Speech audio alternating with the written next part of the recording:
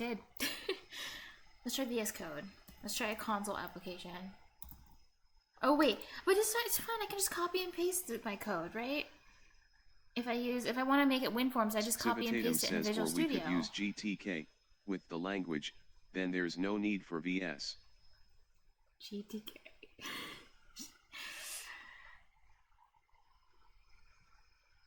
The language. I don't even think there's a library for like a SDK for C++. Like I guess someone would have to make it. Civitatum says or for QT, Twitch. but QT sucks feels weird, man. Okay, Visual Studio Code is less user-friendly than Visual Studio. Orcamus says, hey guys at Civitatum. And honestly, I want to be less intimidated by it because Visual Studio Code... So, guess what? Let me tell you a story, SPQ, real quick about Visual Studio Code. I didn't do this on stream, which it's good and bad. I have to think of it much faster. Yeah, so Dusty here's what I Trails Dev did. says VS Code is epic and much faster.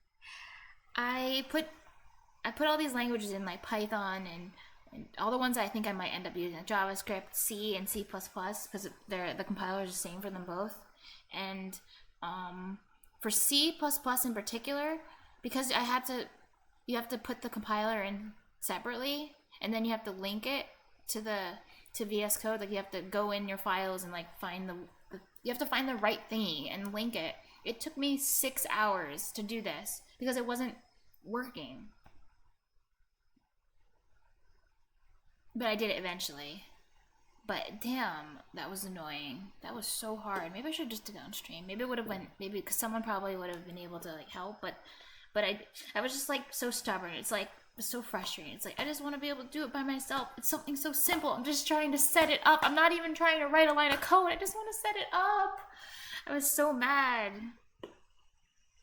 Orcamus says, yes, setting up an ENV is cumbersome at times. I went through so much Stack Exchange. Not Stack Exchange, sorry, Stack Overflow. I don't know why I keep calling it that. Why do I keep calling it? Isn't there something? There's something with Exchange says, oh yeah, I remember you used MSVC. I did. And I used MSVC. You're right, I think I did tell you about that then.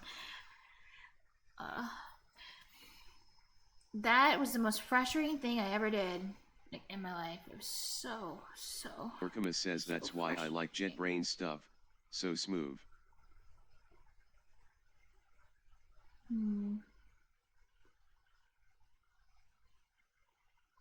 Alright, let me switch back to VS Code then. Oh, now I have an interesting question because of what I just did. So, you know how I had that other thing open in Visual Studio? Dusty Trails Dev says JetBrains is very smooth. Smooth. But they make you pay money. I don't like that. So, you know how I created the other thing in Visual Studio? Oh, it was a WinForms app. Never mind. I guess I was going to say, can I open it in Visual Studio Code? But I wouldn't want to because it's WinForms anyway. So why would I want it? I've never made a new project in, well, this is just a new file, new file. Orcamus says they have EDU licenses, I think. I definitely want to use Oh yeah, JetBrains. But they're so specific.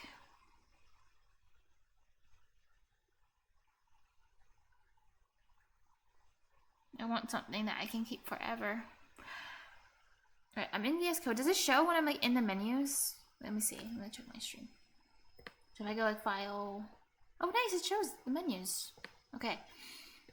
How do things. Okay. So like C#.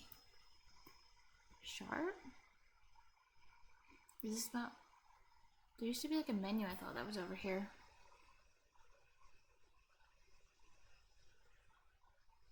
Oh, I need to get out of this because I'm in the Unity thing. Carcass says JetBrains products are only thing that can move me away from NVIM. VS Code is not user friendly.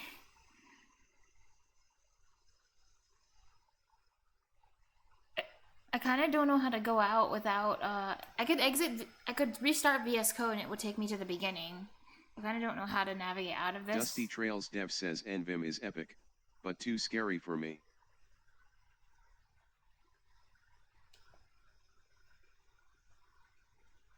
There's probably a way. I don't know how. I think I'll just restart VS Code. And like go back to the beginning. Orkamus says yeah, you can set up keybinds. Go fast. Okay, I'm gonna do the filthy common way of going back to the beginning by just closing the app. Oh wait, it reopened this. Oh wait, but there now I have the welcome tab. I didn't know how to get it. How to get this up. Xivitatum says NVIM doesn't consume as much battery and RAM, so it is better than a real IDE. Feels dank, man. Oh. T-Wins go fast. Go fast. So I go new file? Oh, I could have just did this from the top, I guess. It's true.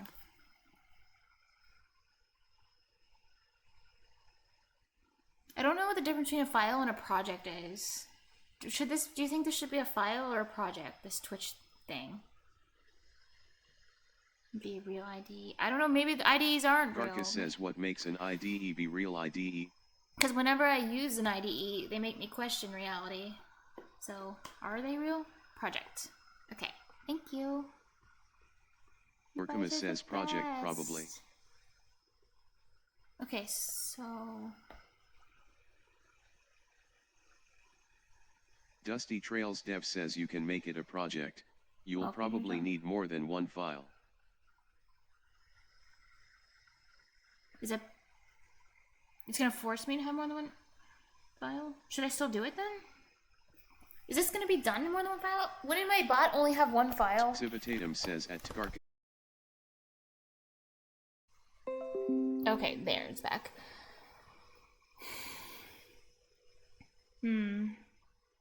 So in this case, do you think it would just be better to stick with project over file, or still just maybe do file and then I can turn it into a project if I needed to?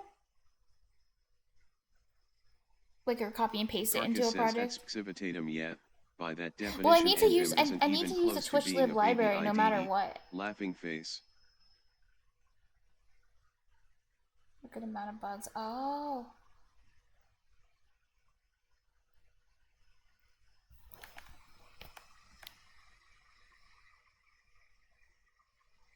So, project.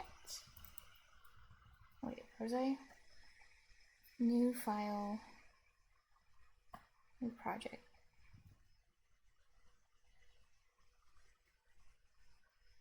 Orkamus says also to handle dependencies how MS wants you to. Oh, the project will help me handle dependencies if I do project. That sounds like a good thing.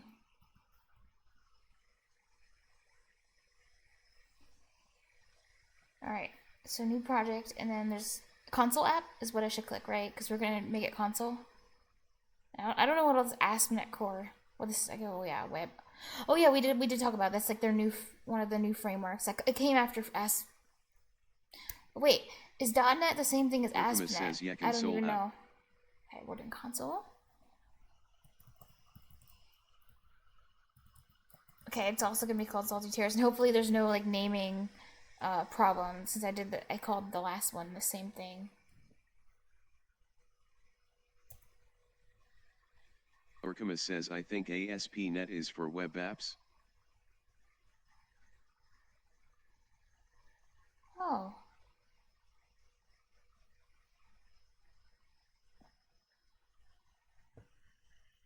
ASP.NET is for web.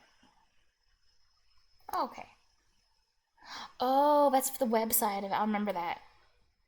Garcus says ASP is the web part of I .NET. never knew what ASP was. I just knew it was like related to the all the .NET stuff and all that jazz. Thank you, guys. Hey, you think they could have called it WebNet? Wouldn't that make sense? Like, since it's the website, it could be WebNet, not ASP.NET. It's fine though. It's fine.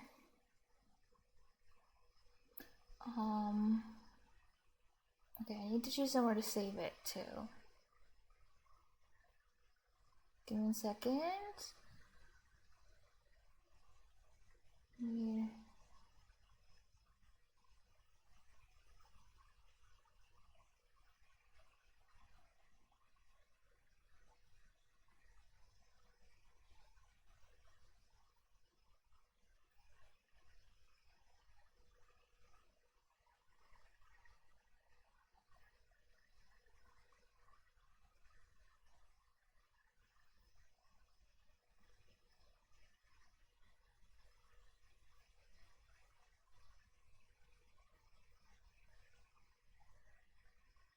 Oh, here.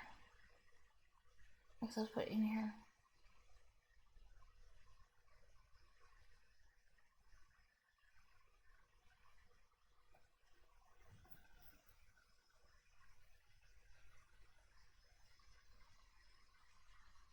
Okay, nothing happened.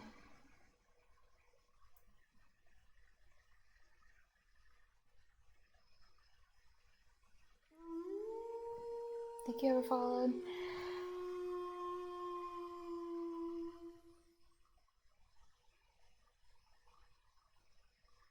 What is this? Oh, this was the...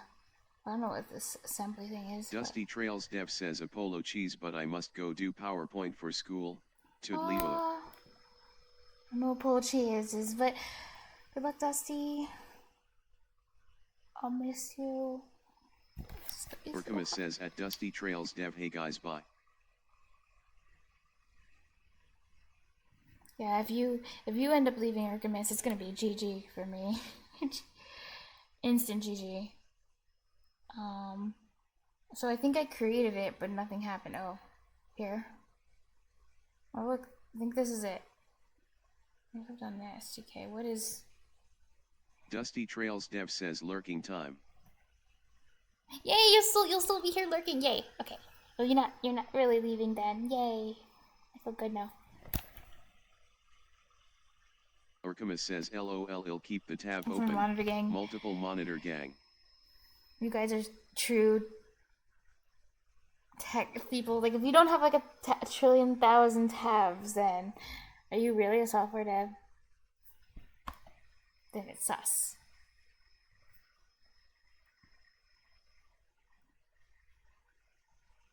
So, alright, so I made this, now that this exists. Also, why did it get put in the learning sandbox? Whatever, it doesn't matter.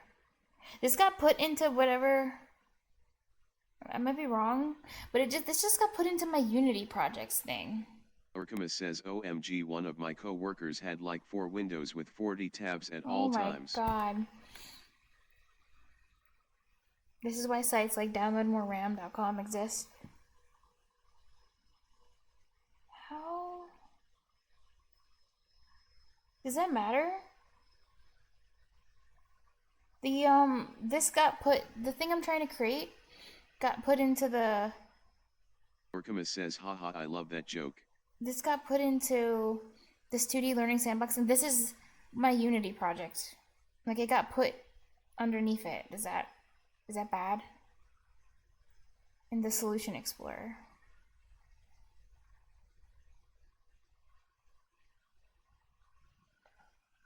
Or do I need to change something?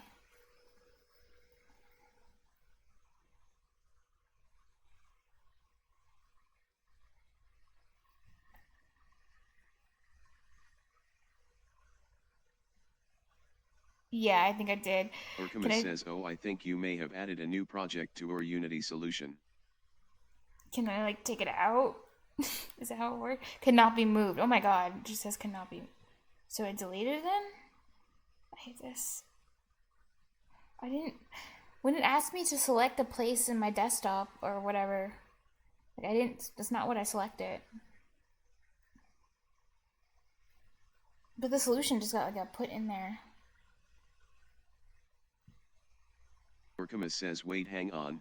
Is 2D Learning Sandbox your solution?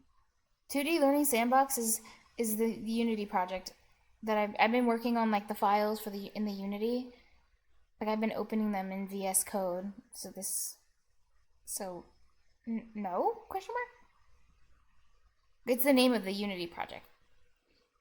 That was the tutorial like I was going through.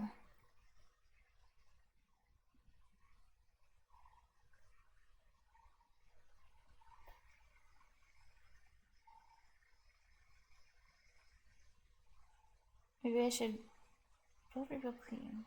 These different things. A new solution. Okay, let me try to make... Orkama says, oh, I see. Yeah, if that's your Unity solution, then you may want to create a new solution for your bot project. I don't know how to make a new solution. Let's say solution. Okay, no. Oh yeah, it's got put in here. Damn it.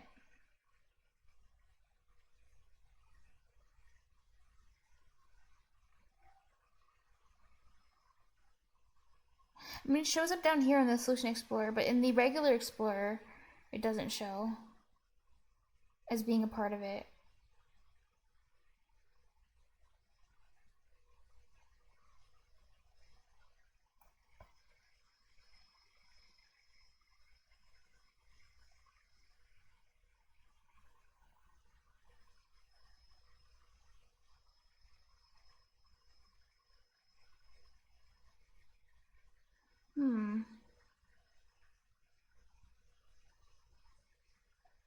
Yeah, it saved where I wanted to save, but I don't know how to change the solution. The solution thing's confusing. Like, it's always kind of confused me with the idea of like a solution, and then you have the files, and then there's like a separate thing called the solution. The solution just creates more problems for me. It's called a solution though.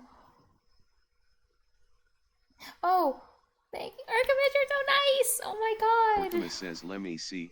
Gonna download VS Code RQ.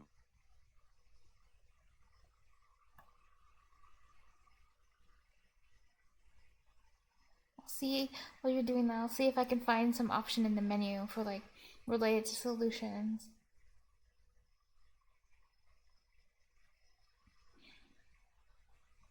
Though I guess the sad thing is, in VS Code, you're actually supposed to use the terminal for most stuff, which is sad because I don't really know how to interact with the terminal.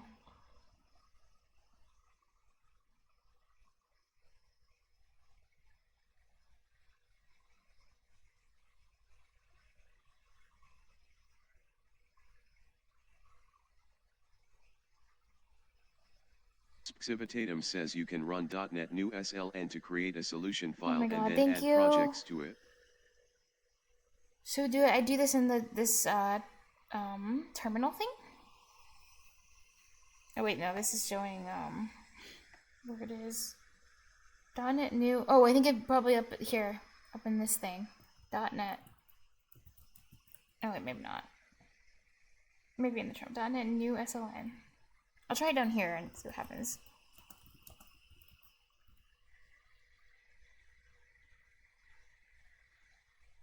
Oh damn. Civitatum says the terminal thing is correct. Yeah. Creating terminal will make changes to existing files. Overwrite. I think I have to get out of this one or something. I don't know. This doesn't look good. This red thing.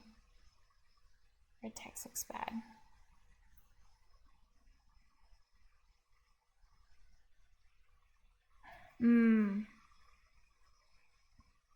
Civitatum says that's because a solution already exists here.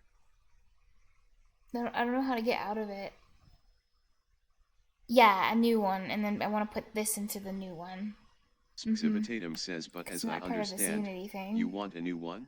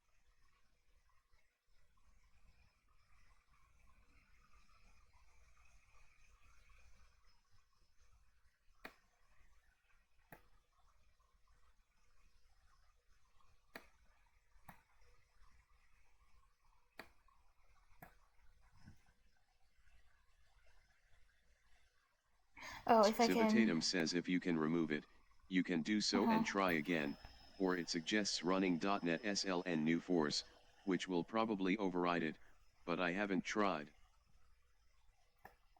Wouldn't that like delete it? But I still need this. I'm still working on my Unity project. I don't want to like delete where I'm at. Because I'm still going through the tutorial.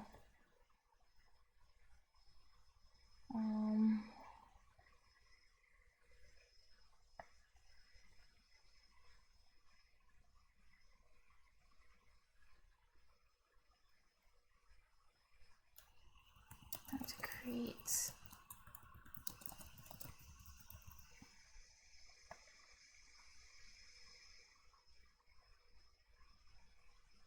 Oh, I have to navigate to the directory through the terminal, I think.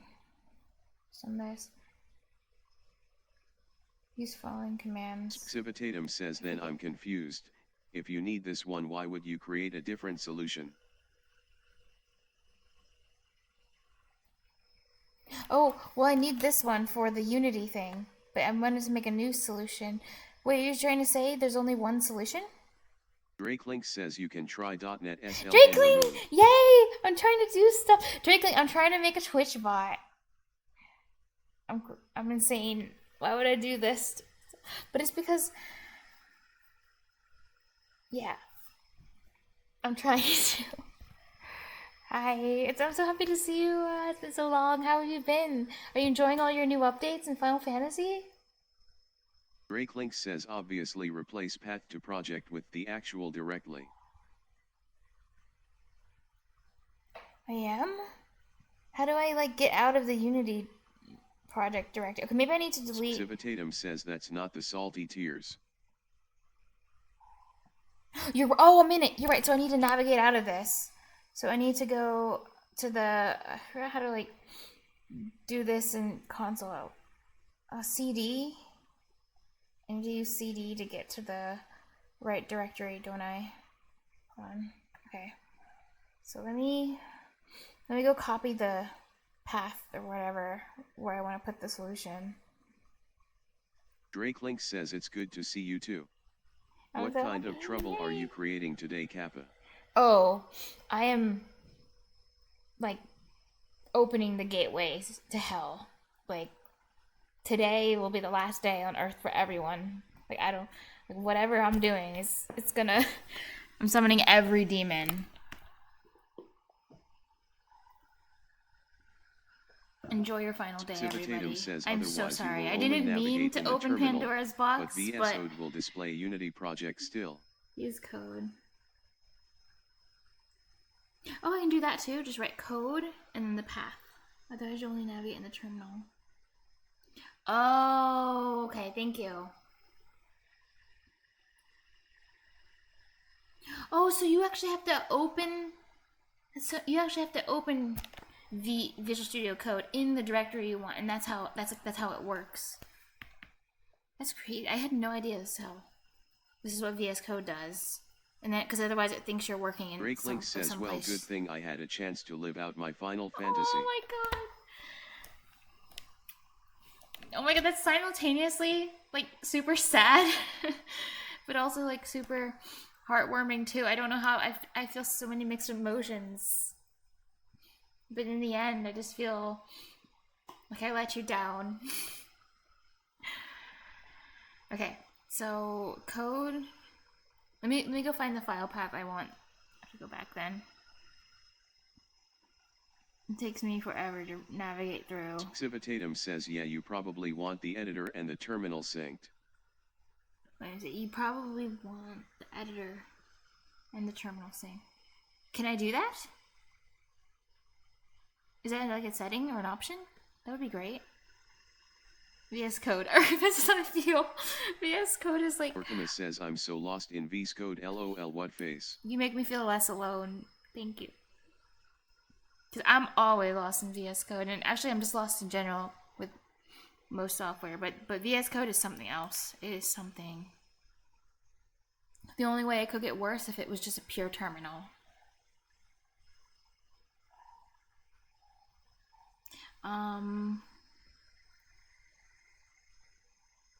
Wherever you saved your new project. Drakelink says wherever you saved your new project is what you'll want to type in with the command in the terminal. Sounds good.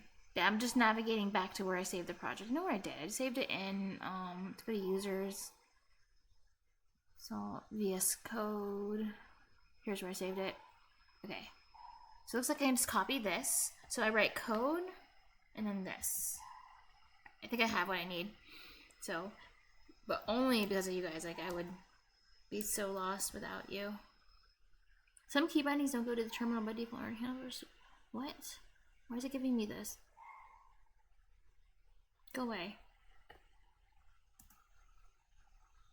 Oh, nice! It opened it up in a another place. Okay, so I have a new VS. It opened up another VS Code window. So let me just delete this other salty tears because I don't know. It's all messed up now. Everything's just all messed up. I feel like so it can go away. Oh, I just deleted it from the Solution Explorer. Maybe I didn't delete it from the. I don't even know what's happening. Oh, I deleted it from the Solution Explorer in the other place, and now it's not in any solution. So now I can just like put it in a new solution. Let me show this new VS Code window though first. That would be smart. VS Code. Is this the new one?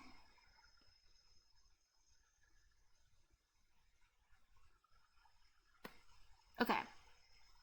Here I am. Hey, look! It looks like it's in a... Is this a solution? Is it where it's where it needs to be, right? Everything looks okay? I think it looks okay. This is where it's supposed to be. It's down here and... Or is it not even in a solution? Actually, I'm not even sure. It doesn't really bother me. As long as it works, as things work, these things don't bother me. Is everything... Does everything look good? What is this? Oh, VS Code. Program dependencies. Oh! Hello world. Orkamas says hum.vscode.sln is an ad name.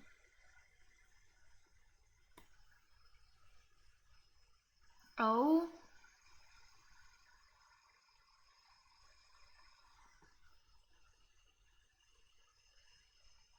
VS Code. The SL. Oh, that's what it. It ended up going in there. It called it. But looks okay. Okay, cool.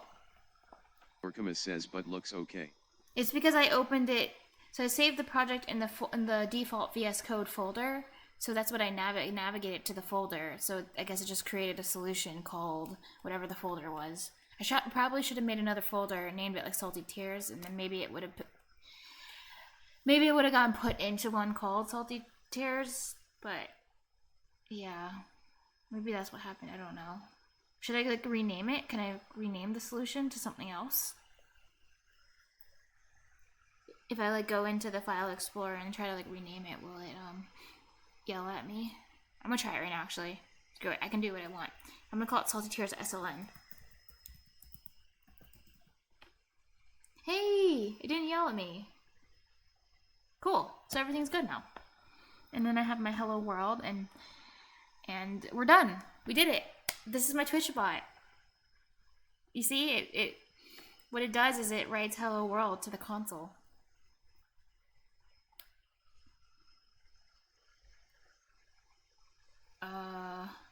Oh damn, it did it. It was really slow. Oh, I guess because I had to create like the binary and stuff. Did it, Twitch?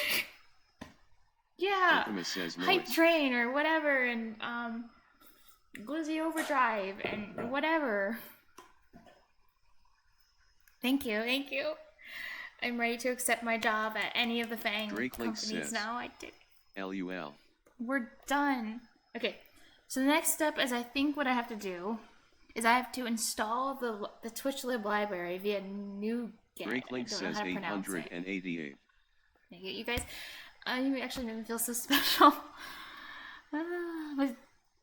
But this was a huge step. That just being able to put the file in the right spot. That was actually really freaking hard. My God, how are we gonna get anywhere? Okay, I'm getting carried. I'm so grateful. Thank you for carrying me. You know, this is equivalent to like if you ever play like I'm just imagining like us all playing Final Fantasy, and we're all just like we're just a party going into a dungeon, and then I'm just like watching everyone fight and just like running in the background and trying not to die. That's where we're at. You guys doing all the heavy lifting with your, because you're all like level 9,999, and I'm like still in the doing the tutorial. That's how it feels. But I'm also just like really grateful, and I love watching you guys fight on the battlefield. Oh yeah. So Nougat or whatever, I need to install. Orcamus says https://preview.red.it/v2bl7udci169.1.gtg I know, I made things so hard for myself. $?1008. Nice VR you do. Oh my god, this picture's so cute. See, this is exactly how I feel. I love this. Wait, I want to show it now. And I want to like keep it up on my desktop. Actually, maybe I'll make it like my wallpaper. That's how cute it is. I love it. Okay, where's this? Oh, here it is.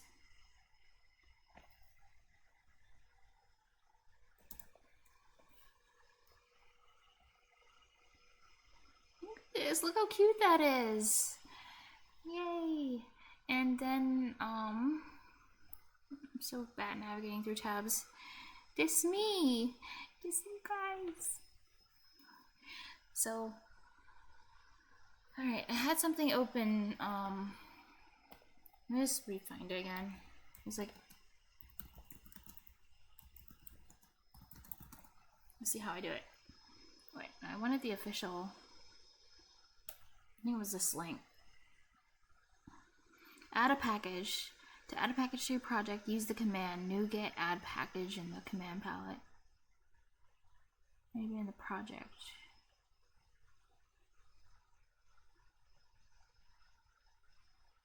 So they have this like .cs project selected. So I think I probably need to have that selected in my window too. So salttoserenity.cs project. And select it, this thing in the solution. Because I don't know, maybe it will matter. Okay, and then NuGet. So the thing that's kind of confusing is when installing this, cause I played around a little earlier, and I found that when you do this command, this like NuGet, and then try to install, it asks you what you want to install, and there's like a huge list of like I could install the whole library, or I could install like pieces of the library. I don't know exactly what I need, but I think all I need is the client. But maybe I should just install everything. I'm not sure what would be good here. So it would be like new.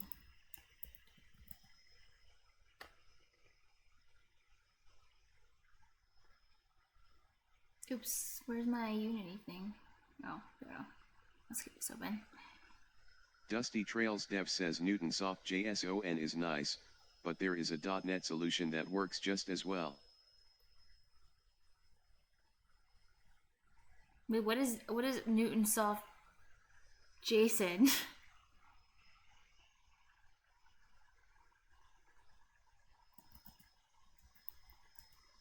NuGet. Well, I already forgot what I was supposed to do. NuGet add. Oh wait, no, command palette. That's why it's not doing what I need. Control Shift P. Dusty Trails Dev says, oh, I just popped back in and thought that's what you were doing, lol. Oh no, I have no idea what that's. I'm trying to install a library with NuGet, with Nugget, or I don't know how you say it. Microsoft's, like their like package manager or whatever. Oh, okay. So TwitchLib. Does it show what I'm typing, by the way? Oh no, I just lost it. Damn it. When I open this, oh, it does. Okay. And when I click off, and then I lose it. So yeah, I'm gonna try again. Says yeah. Go away. Control Shift P. NuGet add. Okay. Twitch.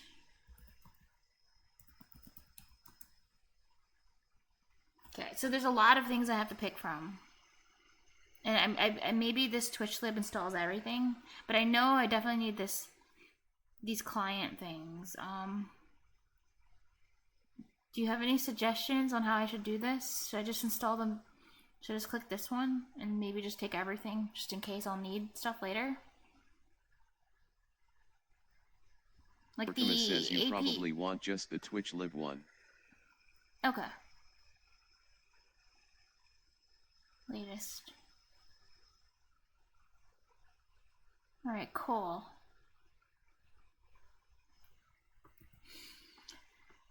Yeah, now I have to do fail to restore NuGet for the solution. Show error? Orcamus says the other ones are within TwitchLib, so you get them all. Oh, okay. That's good. If I didn't get this, whatever this error is. Why is it so long? What is... 3.json. Oh, determining projects to restore. So it's doing something right now. I think I just have to wait for it to do stuff. And then everything will be okay. Error, project file does not exist. What is happening?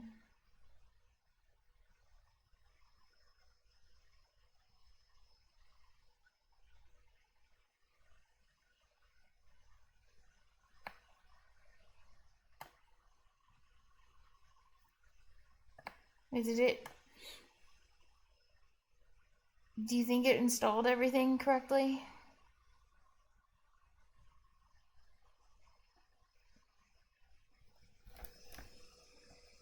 I guess there's only one way to find out. So if I were to do one of these, like using... Can you do a Control F error in the output? Oh, yeah.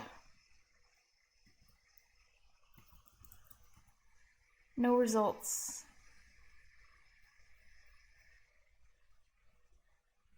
But when I typed in the top using to try to find if like I could select one of the library things, nothing showed up either there. Oh, maybe I should just try to install the package again from scratch, and then it will give it to me again. Because why not? It probably wouldn't hurt.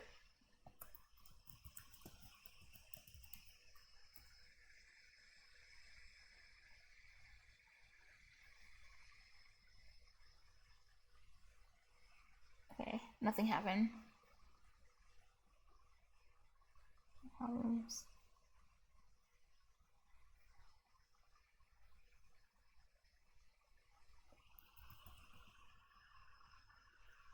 Or maybe just IntelliSense won't work with it. Maybe it'll still be. I just have to like type out specifically what I want to use if I'm gonna use it. Okay, I'm just going to assume it all installed correctly, and there's no problems. Okay, cool. No errors. Yay. So back to the tutorial. Says no errors. Seems good. I swear to God, even if it took me like a year to do this, I would still end up being super happy. I'd be like, I did it! There's a bot. Well, not I mean we. That's the truth. You. Or actually just you. Oh, yeah, you can look in your dependencies to see if TwitchLib is there. You carried me. Look in your dependencies. Oh, yeah. Let's try that. Dependencies. Where's my dependencies? There. Oh, cool. TwitchLib. And then we're using... Cool. Orcamus says noise. Noise! Thank you! It's kind of crazy. But seriously though, without you I wouldn't have got to this part at all. Like I just wouldn't... After I open up VS Code, just like, that's the end. That's as far as I'd get. It's like, I open VS Code, and then I got stuck. That would have been pretty sad. Okay, so back to the video, and oh my god, it just turned into a different video. As I'm in the midst of applying for... Oh, that's an ad. Okay, I was like, what the hell? It's a Grammarly ad. Orcamus says so at this point might be a good idea to look at the TwitchLib repo to see if there's init steps, or how to use generally. Yeah, there wasn't like a lot of stuff. I did look through it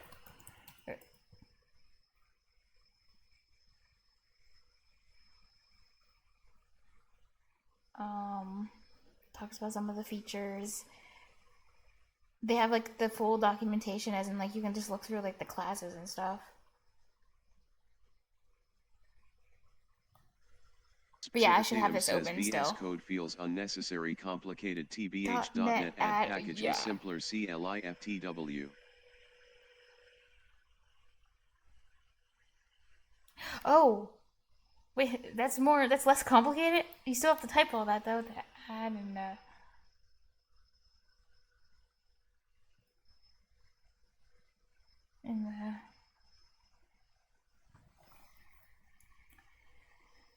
I definitely need to keep this open. I'll keep all these things open. Also, there was another thing I was going to look at later, but he's doing less of what I was interested in doing. Like this guy, they link to this person's video on Twitch, but his bot that he makes, all it does is he clicks on a button. I think he does like a WinForms thing. He does WinForms too, but all it is, it's like a soundboard. Like where he clicks on a button and then it like plays sounds and does TTS in the chat, but that's not what I wanted my bot to do. I just wanted my bot to be able to send and receive messages. So that's why I didn't start with this video, but it seems like it's going to be pretty user friendly. I don't really know for sure. But his is doing stuff that I wasn't going to have mine do at all, so that's why I found this other one. And I started searching, not Grammarly, but okay. Well, hey Twitch, we're watching our first ad together. Isn't that exciting? Except I'm not getting anything from it because it's a YouTube ad. Sad. Not a Twitch ad. Oh my god. I'm using AdBlock though. So why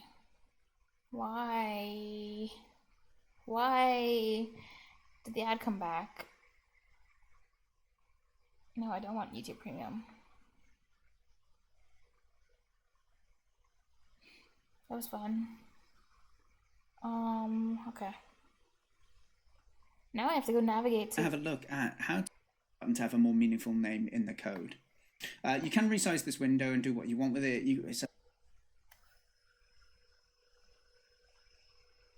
Drake Link says, would you like a simple bare bones example of a Twitch bot written? Do you have did you make a Twitch bot, Drake? I'll go to see. Just 3 files. Is this whatever you're gonna show me up to date? Because apparently they've made a lot of changes to stuff, which broke a lot of like older things. Like in the past like year or two. Oh. It's up to you if you want to play around with it and Drake give it Link some color says, and no, that. I didn't make it. I just found one. Interesting. I don't see how it could just be 3 lines, because you need to do all this like authentication, and then they have this thing now with a secret, which is like another weird like thing you use to authenticate. I don't understand all the details myself. I just know they exist. For now, I'm just going to go ahead and do this. So, double click properties of the thing that you've currently down here. And if you don't have the Drake property... Link says not 3 lines, 3 files. Oh, I thought you said it's 3. It's like a Twitch bot with 3 lines. Like, oh, okay. There's one, Whoa. you want to go to other windows, and then there's one called properties window here. So if you go ahead and do that, that'll have the same setup. And the top one up here, this is where you will find the things that you want to drag on to the form and position. So we've got like checkboxes, buttons, for example. So if I drag a button on now, you can see it's created a button there. Oh. And then this bottom section. I love how bare bones is 400 Drake Link says it's lines. about 400 lines of code total. Oh, jeez.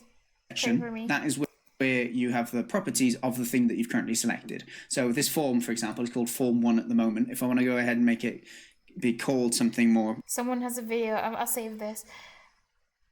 Copy this link. I made a Twitch chat controlled competitive platformer. That sounds fun as hell. I'd imagine making the necessary changes shouldn't be difficult.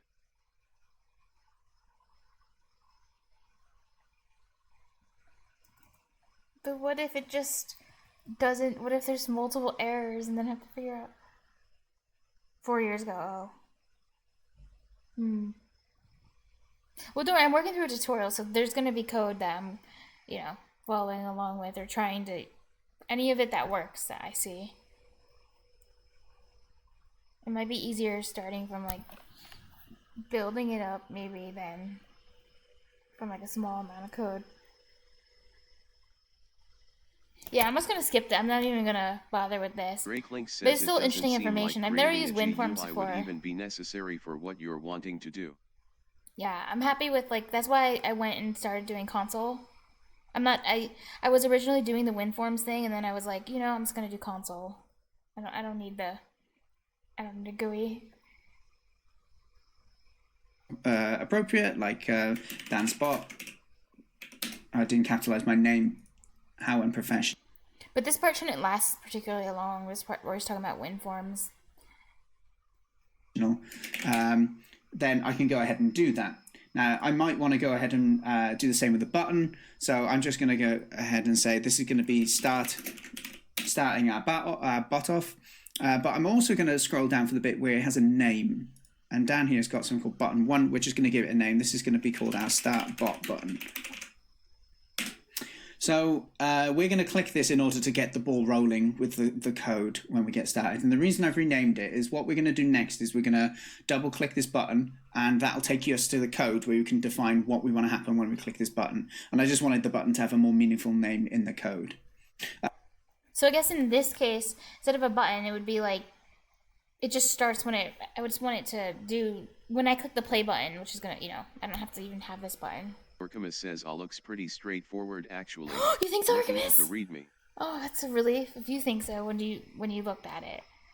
That, I really hope so. Oh my god, then that means then it's even more within the realm of possibility that I possibly could have a Twitch bot that actually does something.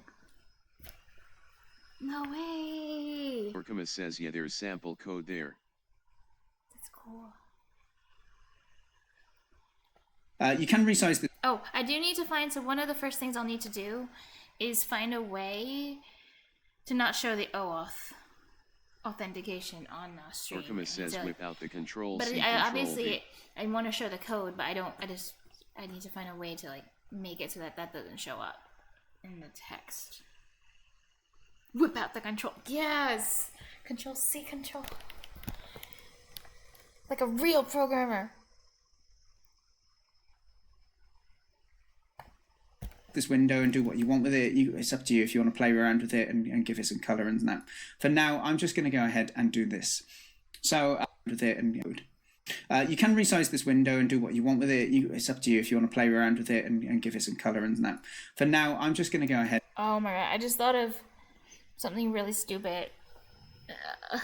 Because of what you said, like whip out the Control C, Control V, that made me think of like a stupid joke. Well,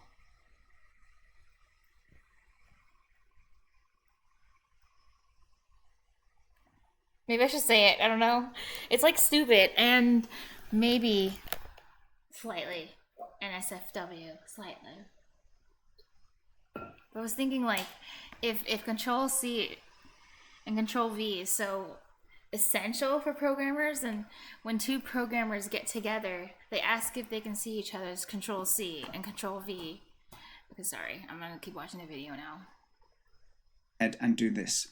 So double click on StatBot, and it's taken us into a C# file. Great. So this was made automatically because we're making a WinForm application. I'm just going to press Control-Shift-S. Skip the... Just log in with the creds directly.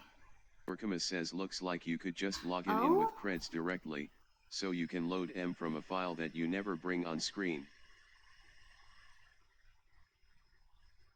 So I would need to create like a separate... I've never done this before. I want to practice by like making a file and then putting in like a fake password and fake authentication just to make sure it actually like works. Like it will put the right, and then like, I don't know, printing it to the screen. So I know it's like, I've never done this before. Like that? Okay, so We'll work on that part first when Orcamus says once I yeah, start typing. 100%. So like, I mean, I probably could start doing something like that right now before I even continue watching this. I could probably do like a, because I don't know how to work between two files. A little more complicated. Orcamus yeah. says I was just saying cause surprising. OAuth is a little more complicated. So like, for example, would I have like, would I make like a new, like a file, I don't know, new file. I might pass.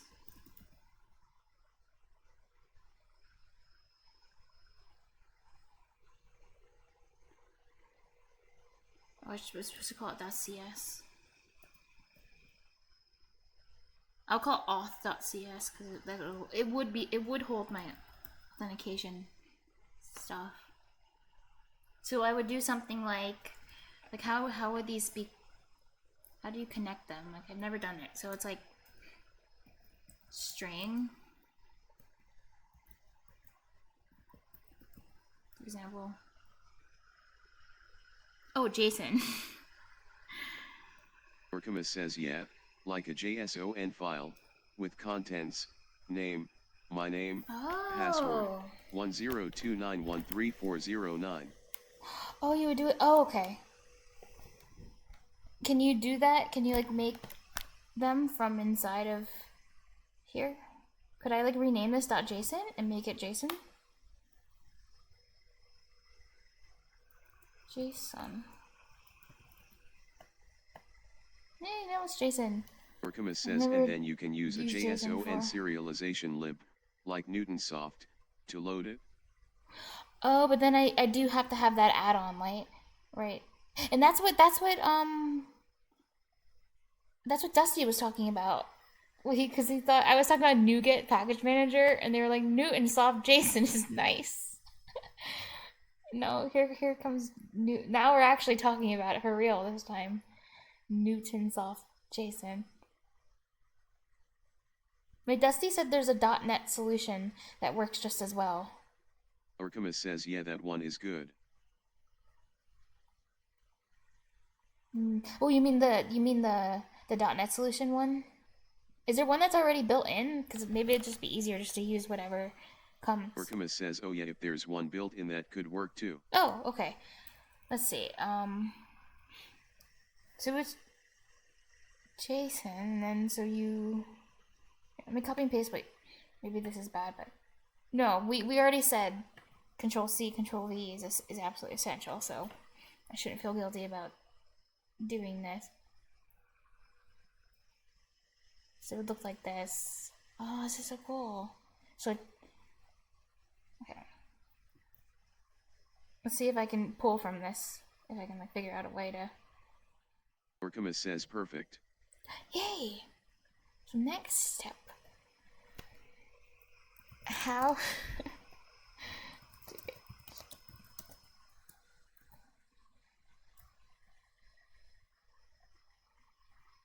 Orcamus says whip out the OL Google.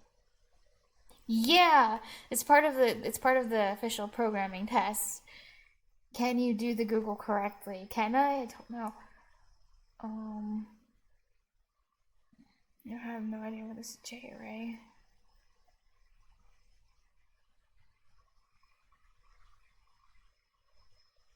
I think this is what you were talking about, serializing. .NET Automated JSON serialize. System.text.json namespace. To serialize to JavaScript. Oh, that's what JSON is? JavaScript Object Notation. I didn't know what that stood for. Listing code. Oh, there's Newton. So system.text.json. So would I do like a using? Is this like a thing that you would do? I don't know. Orcamus says yeah, that's where the format originally came from. JS. Oh, JavaScript. I had no idea. To write JSON to a string or to a file called the JSON serialize method. What about reading? Let's see.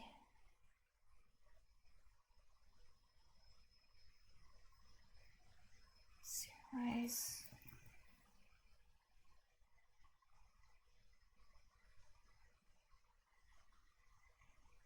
this thread. Huh. Orcamus says, oh, top right, how to you're deserialize good. JSON. See, you're a pro at this. I didn't even see that up there. So reading is called deserializing. I see. Oh.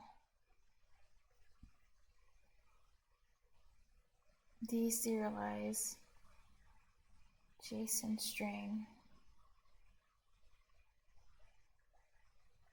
Where the forecast? That's a oh, what was his name? Hold on, I can do it. I can remember it by myself. It's called a generic type parameter. Wait, I think so. I think this is called generic type parameter. JSON string.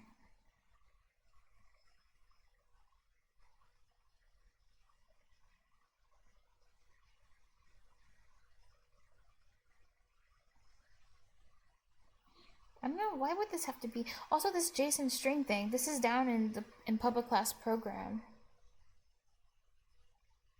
So how is it related to this other weather forecast is a class that's like up here. There's no JSON string in this.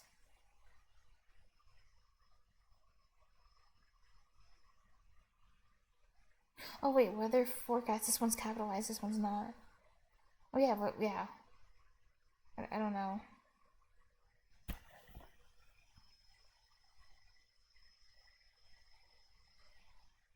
But it's these dot deserialize.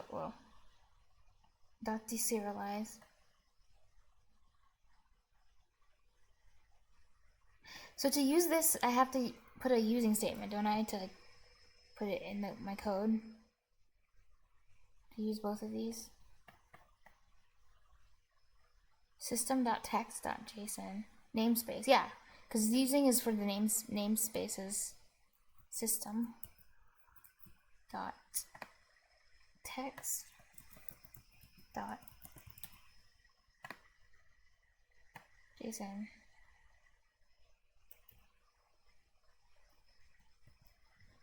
Hey. Orcamus says, yeah, needs a using. I wonder if VS Code adds using automatically as you pick things from IntelliSense. Oh.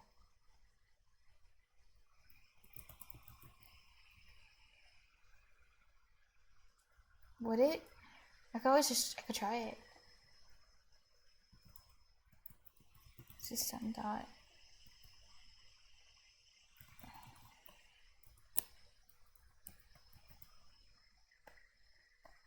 I don't think so.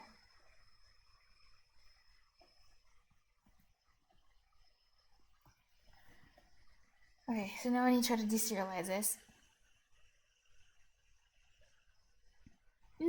Yeah. Orcamus says so you can try just using JSON So serializer class. console.writeLine JSON. What the? Is that what I want it? Whoa, I'm trying to put a period and it's auto completing this. I hate that. Oh wait, how do I disable that? I hate that feature. What is that?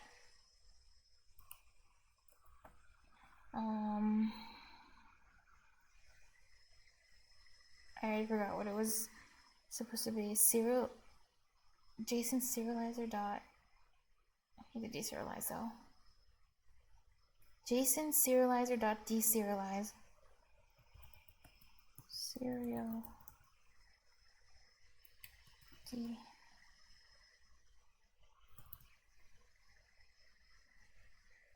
JSON string.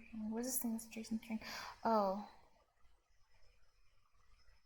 But it needs to be a JSON string. Can I just write that? No, I can't. This also probably isn't gonna work. I'm just guessing. I don't know. Yeah. How do I get it from that?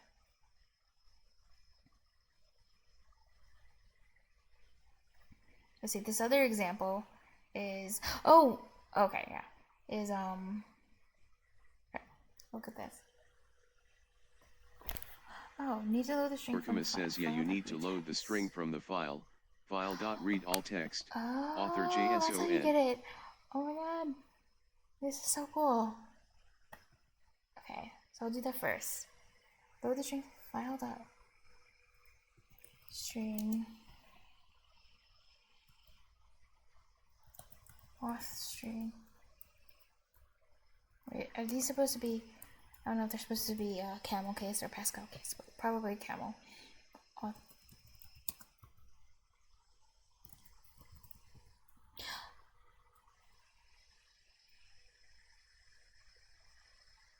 I just realized I'm not doing this in a class. Is that like that's fine? I guess no. It's like I'm just like, wait. There's no class that I'm typing all this stuff in. Is this bad? I guess it has to do, maybe it has to do with this new console template. How do I open this? Control click. There we go. Urkamus says I think in later C. Wow.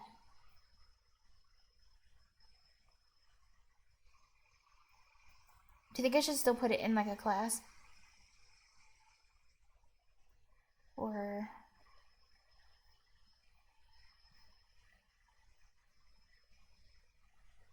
so everything is just like if there's no class defined, just all of it's just getting dumped into it or something. A preference thing. Urkamus says it's up to you really, just a preference thing. Okay. I guess it would be good because there's something I wanted to test where I wanted to write this outside the class to see if it needs to be in a class or not. So okay, class.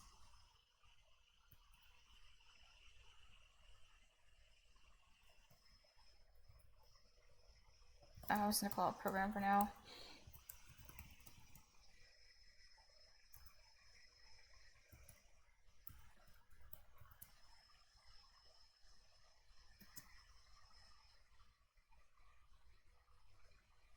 Ooh.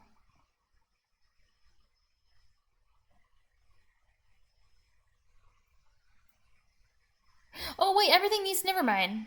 I don't need a class. I'm dumb. These have to be in class. I was thinking of like outside of a method is what I was thinking. I don't know. I said class, but I meant I don't know. This is fine then.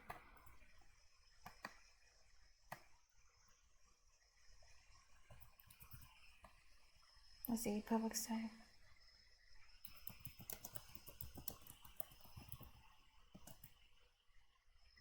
I choose again. Main.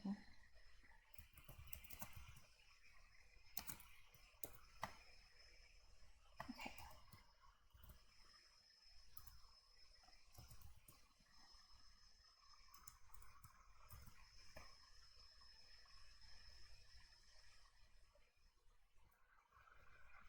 I wanted to see if I could do.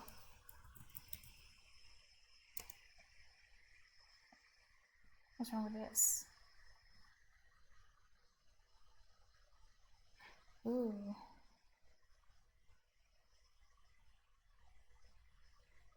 Is it because it's not in a class? Card would never use.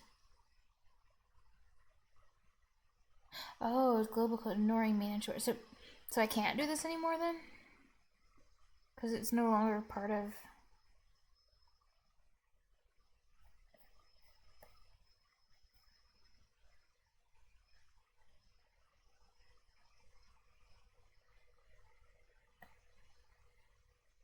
I think I just closed the link I was reading. Urkamus says yeah, it's an either or situation with whether you do top level statements or not. So if I do this, then I do have to have a class, because either or.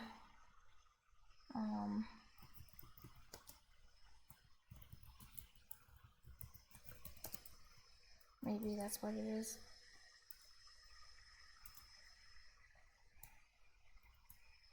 Oh, I know. So we're the public.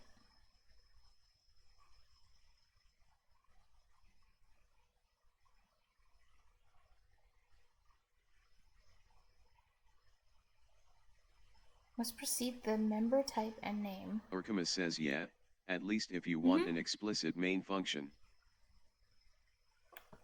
Okay, so I'll do that for right now, I guess.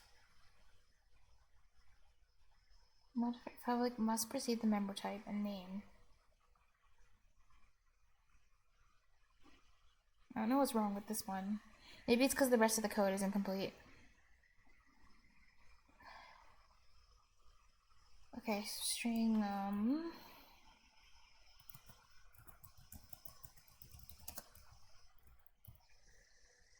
so I think you said system dot, oh, file dot read all text.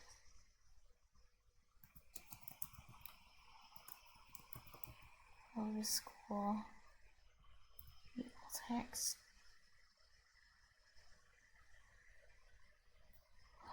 Ah, it's fed as a string auth dot JSON.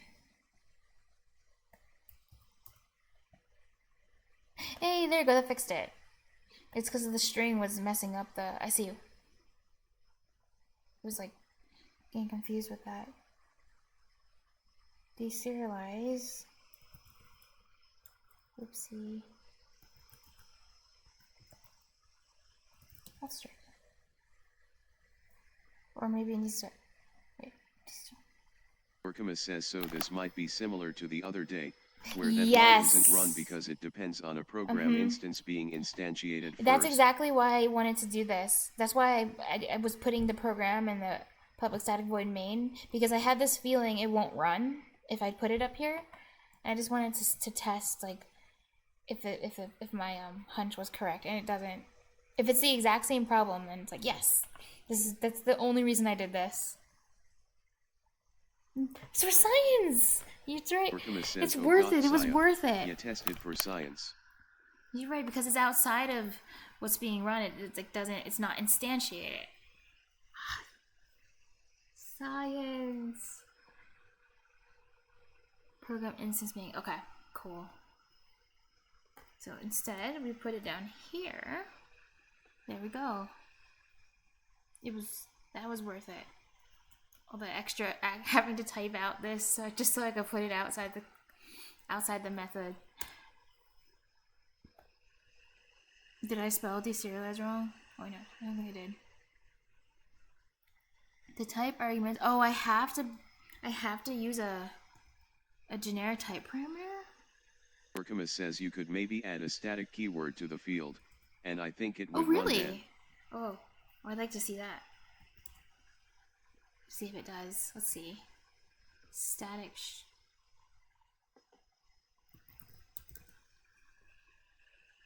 Wow, you're right.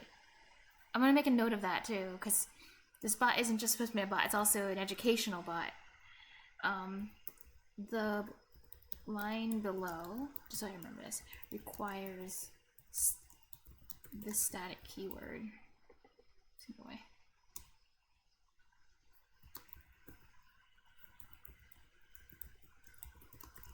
To run if the line is outside of a method.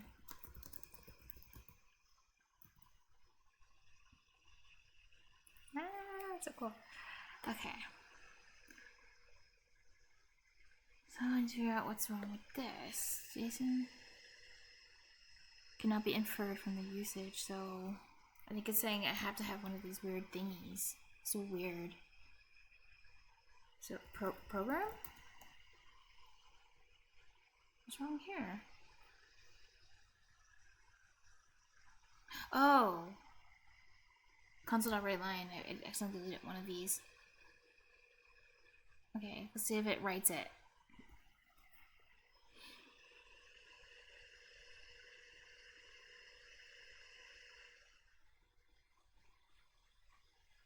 Orkamus says oh so you would need to define a type to describe what's in the JSON file I'm guessing. Oh really? Why is the JDK trying to like open right now?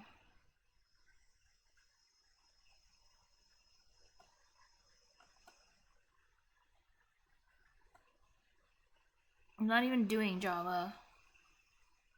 Oh wait, what just happened here? What's this? Define a type, describe what's in the JSON file. So what does that even mean? Define a type for it.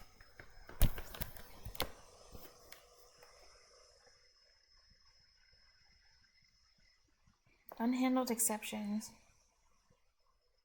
Type initializer. Through an exception.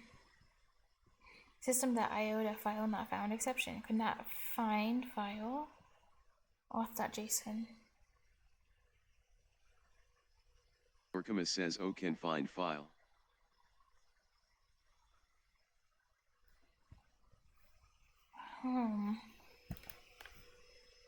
But it's right here.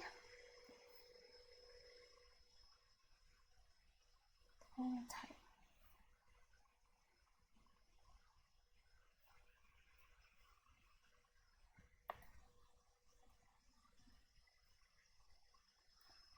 Parse the text representing a single JSON value into an instance of the type specified by a generic type parameter. Orkama says it might need the full path, not just the file name. Oh. Okay. Can I like right click copy path? That would be really nice if I could. Open with reveal fast maybe. Copy path. I don't know what relative path would mean, but I'd probably just path.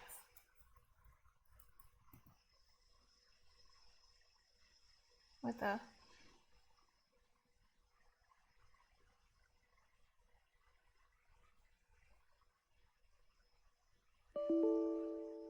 build failures.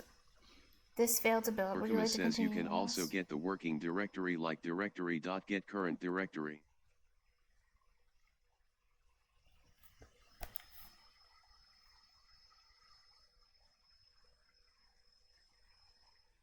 Oh, I wonder what that would Breaklink look says like. relative path is relative to the directory I'll your just current project is running from. It's auth.json. Yes, it is. I'm so happy I named it Salty Tears. It's the best. And the funniest part is when you guys like type out its name, it almost looks like I'm getting dissed by chat, but I'm not. It's actually just the name of the thing. It's like, oh, you stored your file in Salty Tears. Like, it's funny. I love it. I'm easily amused. Okay, escape the backslashes. So you do it like, oh, escape all these. Escape. Yay.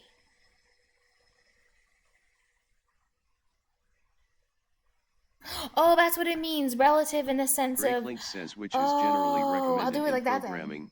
because anyone That's else what who I did. I uses think the it- program won't have the same C users /salt So that's on their what computer, it's used for. most likely. Thank you. So copy. Also, I think it didn't. Did it do it? I think it didn't run. I think this one didn't run, but I'll get the relative.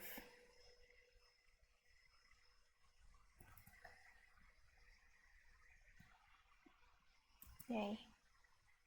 Backslash.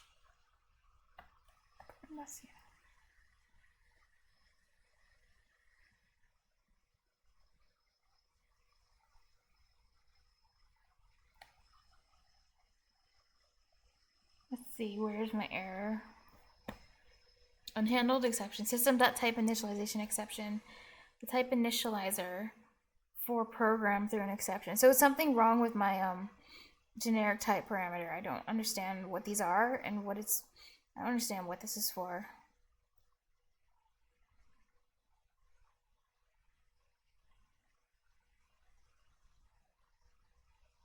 Also, even in the even here, where they're using their example. Where is it? Where they're using weather forecast in here. I was very confused by this because weather forecast is up here, but JSON string isn't in weather forecast. JSON string is in the class called program. So like, what even is the purpose of the generic type parameter? Type initialization fail because it's loading the static Urkema field. says believe it's just saying type Oh? initialization fail because it's loading the static field at initialization. Oh crap. Hold on. I spilled some water. I got too excited. Oh. Okay, it was just a little bit of water. That's why I placed my water as far away as possible from my computer, so nothing bad can happen. Type initialization failed because it's loading the static field at initialization. Oh, it can't be like an instance of a type because it's static type thing? Something like that? Or something? Project in a debug folder. The file you're referencing may not be located in that debug. Oh. Wait, are you, and you're both saying separate things, right? Or are those related to each other? Because it could just be.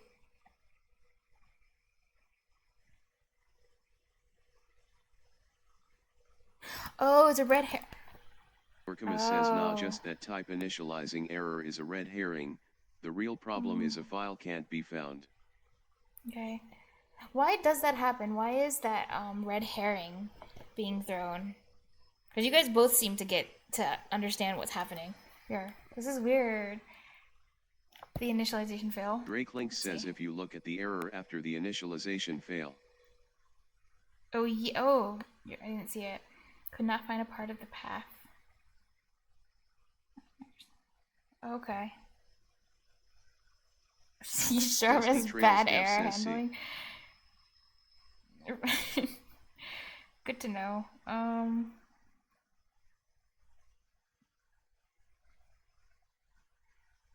This is so weird. Okay, so it's related to IC. Drake Link says you'll see the directory mentioned. Part of the paths. Pin. Program.cs. Dusty Trails Dev says Rust is groovy. Errors actually tell you what they are. Ooh, that does sound groovy. I like that. So then, in debug folder, but the file may not be located in the debug folder. So how do I Urkema reference says the so it's an correct error file? that is caused by a file not found, but it occurs during the process of initializing the program class, and the error shows you the whole stack trace. Oh, okay, not the final. Okay. Oh, and simply because it occurred during the process of initializing, even though it's not, that's what it is. That's why it shows me that, because of when it took place. But the problem really is the file. That's a really good explanation. It's perfect. Yeah, this Urkema is. says, yeah, I exactly. don't really like the way this is handled because it's misleading. If you don't know what things you're supposed to be looking for, that was misleading. So how would I if I want to use the local path, relative path, this is the name. If I want to use the relative path for it, how would I do it? And like find the actual correct local path, relative path.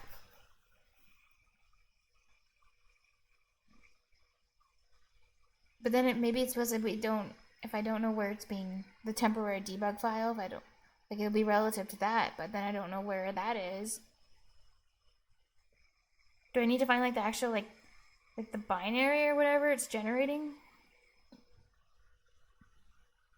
VS Code. Oh yeah, sorry, I forgot I wasn't showing that.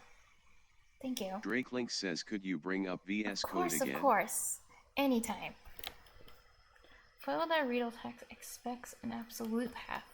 The program knows where it is run. You get that by directory.get current. Oh. Okay.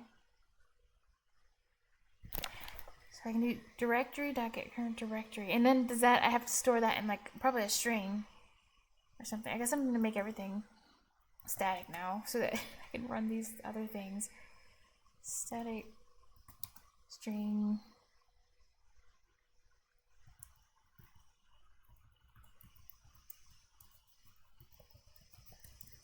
Directory. Return a string and then you concatenate with a file name. Orcamus says I think it might return a string, and then you would concatenate with the file name. So I would put it in the read all text. The directory.get current directory. That. So cool. Thank you guys. I didn't know, Drake. Wait, are you a C# guy? Even though I knew you've done programming, but I forgot what language it was. I thought it was like Python. But you seem like you know your way around C# and all this weird stuff. The current directory plus concatenate with the file name. Auth.json. Orcamus says I believe.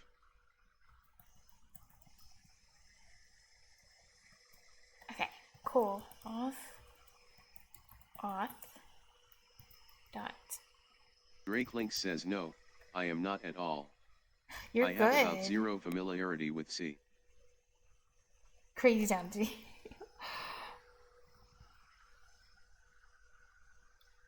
His Crazy Town. What do you use, Drake? Was it Python? Oh wait, Python's object oriented. What could it be then? Did it break again? Goddamn. Civitatum says you can also do string interpolation almost like in JS, like this $get / Oh yeah, string interpolation. Forgot about that.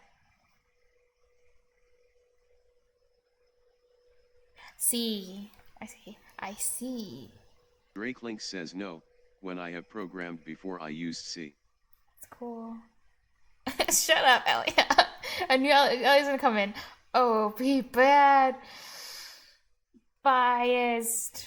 Orcamus says missing a / it looks like. Tabs. Oh. Ha, I'm not using Python. I can do what I want. Just kidding. Okay. Sure, you're right. Tabs. Civitatum says that Ellie_B314 based opinion.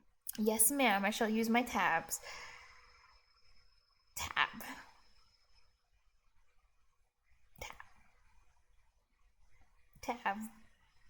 I guess these need to be tabbed too.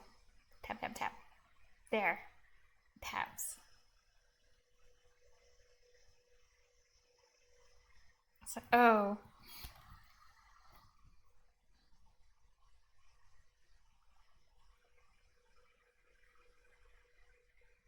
But what are you saying? Are you saying you'd rather you do functional programming?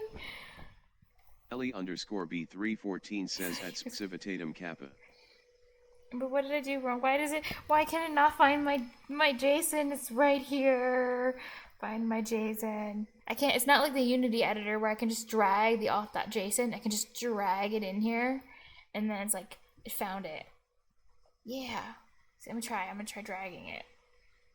Okay, hold shift to drop into editor. The hell? Oh my god. Says Oh, exactly it just opens in a window. over shark all day.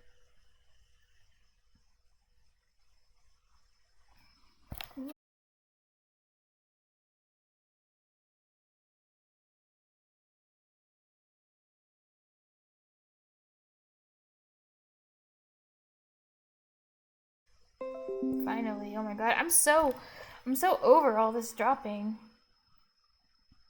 Wait, did it come back in time to finish the stream, or did it end up like creating a new stream? Is that how long it got dropped for? Drake Link says OOP is just a way to try and mask how the computer actually processes things, but I feel like you lose a lot of optimization and just end up writing bad code as a result.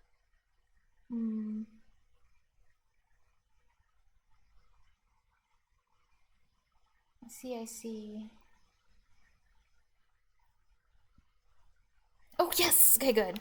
Because I kind of hate when it, like, divides my stream like that.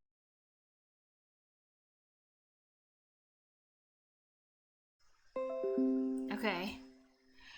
Okay. I'm scared now. So,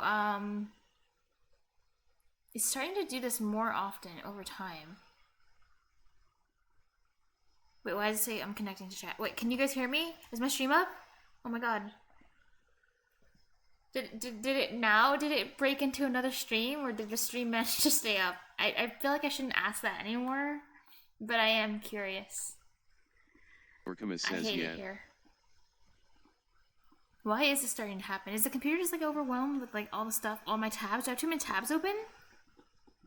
Ellie_B314 says still Should I close stream. Discord? Should I close it via Task Manager?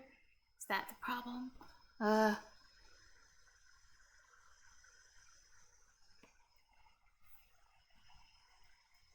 hate it when... Oh, nice, Ellie. Thank you. I hate when it... I think I just need to remember next time I open OBS, update it. Because I've avoided updating it in the past like month, and I haven't clicked the update button. I do need to... I think I should just update it. Because sometimes it just magically fixes things. Like there was this one time, my audio stopped working for no reason. Just one day, the audio on OBS was not sending the audio over. And I could not figure out why. And I tried so many different things. And then I updated it, and then it fixed itself. So, yeah. Now I'm like, I feel really paranoid about everything. Also, there's still this problem with finding the file. What do I need to... Yeah, where were we again? What do I need to do to find my file?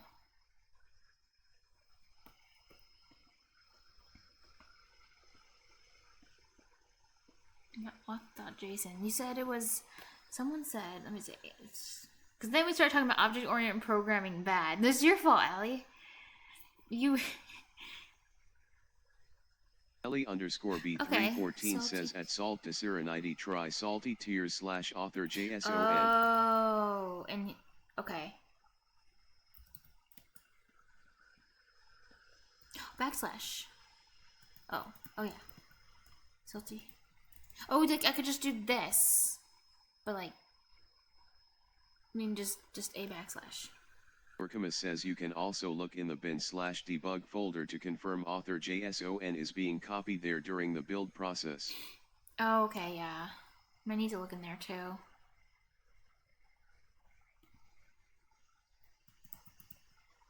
Salty tears.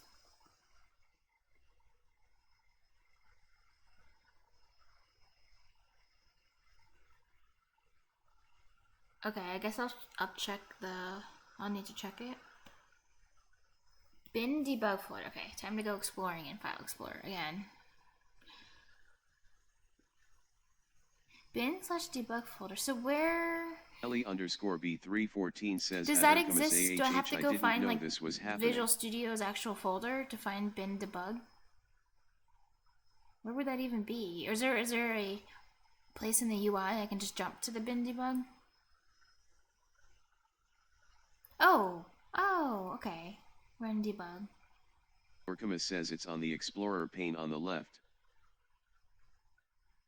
Now what? So I'm over here in this window.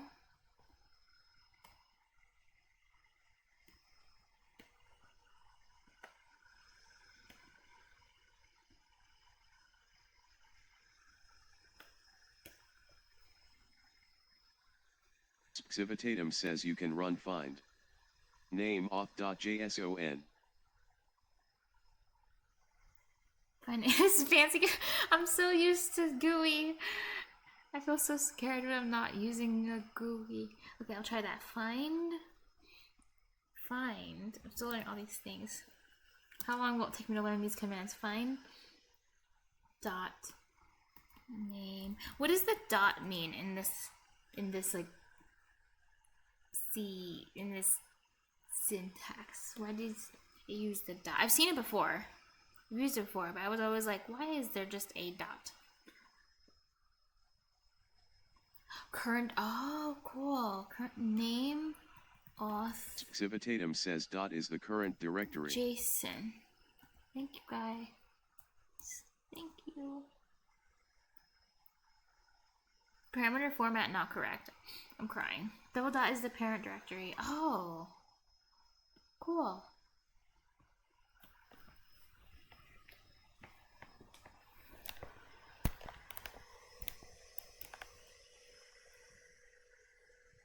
Rip Windows.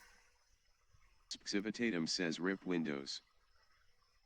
Oh, is it because it's on Windows it would be different probably? I don't know.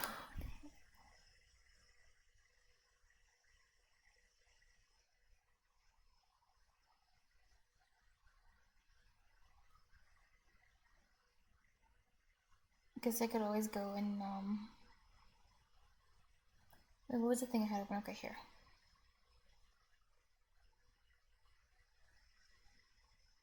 So tabs.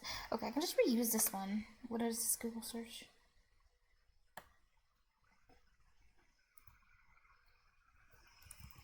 Orkama says ben/debug is just in your root folder. Where you looking originally? Oh, my root.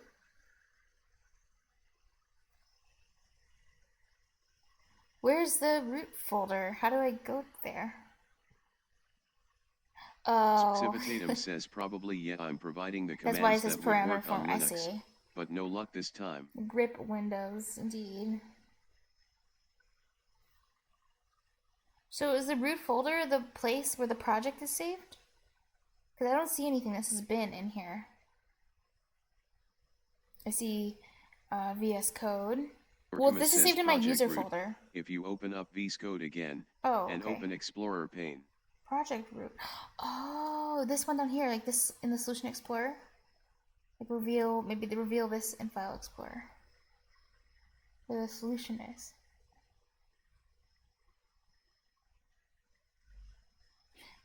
All I see is I see the solution. I see it. Oh, I see it. It's a folder. Salty Tears, bin, and obj. So bin, debug, net8. Ah, okay. It's in here. Oh, Newtonsoft JSON is in here too. I think it just maybe like comes with. I think it just like comes with for free in the library or something. With Microsoft stuff. No. It is not. Orkama says author JSON is in there. Do I have to like? How do I make it go in there? Like, whenever it runs itself. Maybe dragging it in there would be like only like a temporary solution. That wouldn't like do. But then I would have to like drag it in here every time. I'm just like assuming it like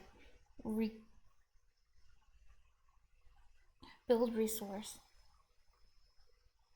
Orkama says okay, it may need to be added as a build resource. Oh, okay, I'll try that.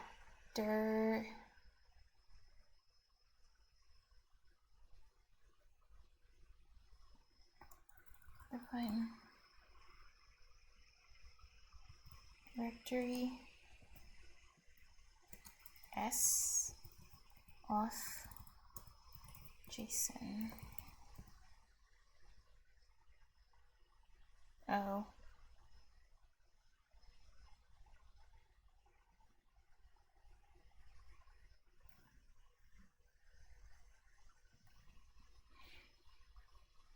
How do I make this a build resource? Let's see. Yeah, I'm still looking through. As you see, I look through the UI. It's the first thing I do. How to add a file. Say build resource.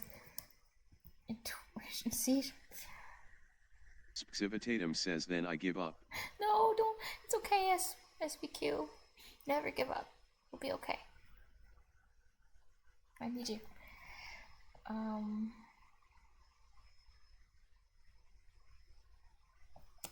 Visual Studio Code. .NET build. Where's is it included with builds? Just add your resource file manually to CS proj file. Orcamus says you would have to edit u.xproj file. Oh. Okay, let's see. CS.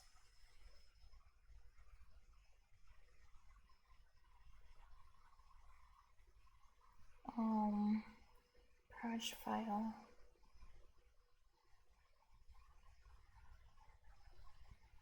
This one. Oh, this is down here. This is what the project is. Oh yeah, like this one. Like this is how it's getting my TwitchLib stuff too. So I just need to like, do I just put it down here in this area in an item group? It's not really a package though, is it? What would I even write? Should I call it that anyway? I don't have a better idea. Package reference? Oh, thank you. Thank you. Orcamus says yeah, so you can add preserve newest. Copy to directory, preserve newest. Oh, you're too good. Whoa.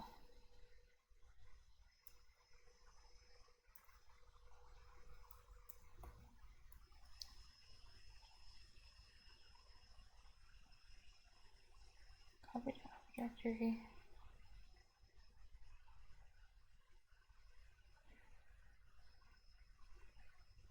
JSON, because it'll like update it every time, right? Is that what the update is? We'll see. Orcamus says we'll see if this works, Kappa. This is so cool.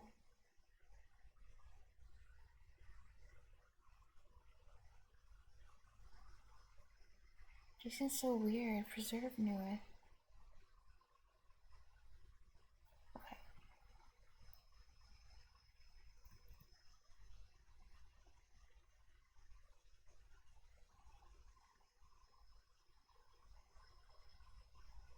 Oh.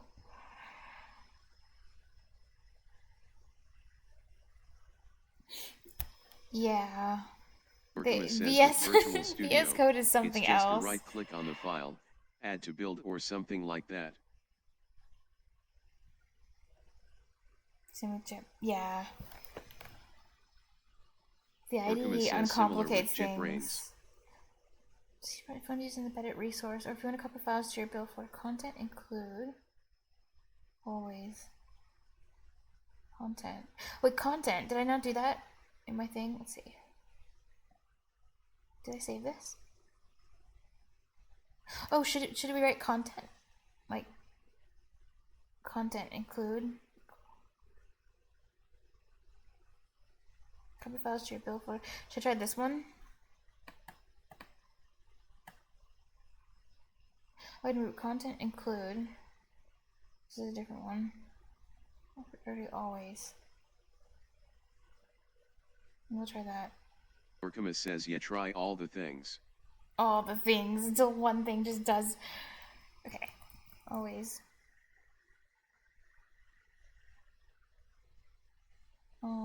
Actually, I want to change one thing at a time. So you recommended this one. I want to keep this. I'll just change the nuns. That'll be the first part I change. So we can narrow it down to what's the problem. That's how you problem solve. So content.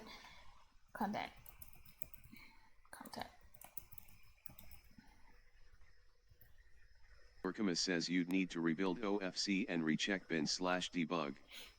Gotcha. I think it rebuilds every time I run it, because that's just what VS Code does. Or does it? Do you think it does?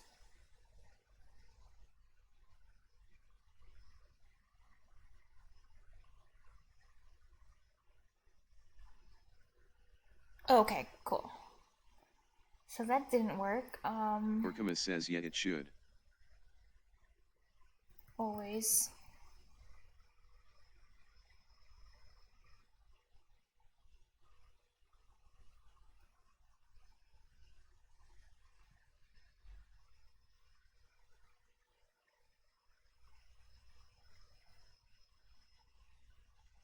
No. Isn't that right? Orkama says it might worked, but the path it's searching with is not right. Put your thing back. Really? Orkama says in the code.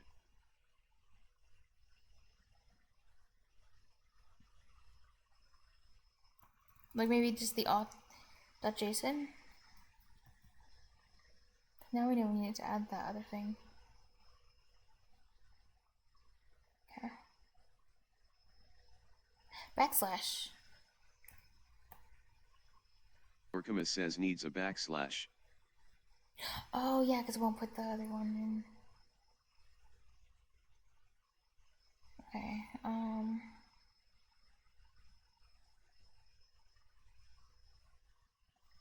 should I put this other thing back? Always.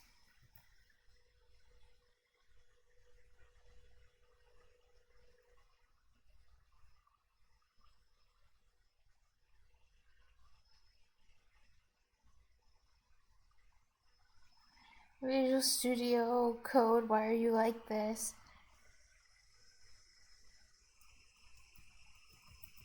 I think last time you had none, didn't you? What if I just like put everything back? That's what it was.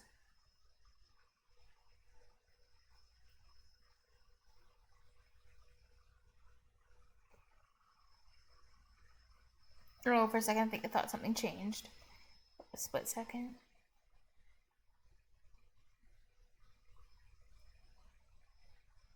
Postspell.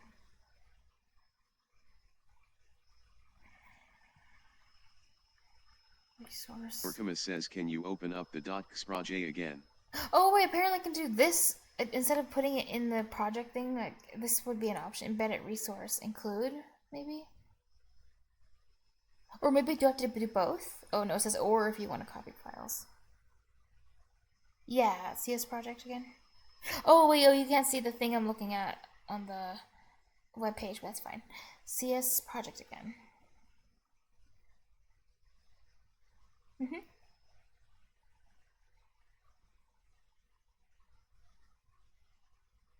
Does it need to be in its own item group? And not be like with this other one with TwitchLib?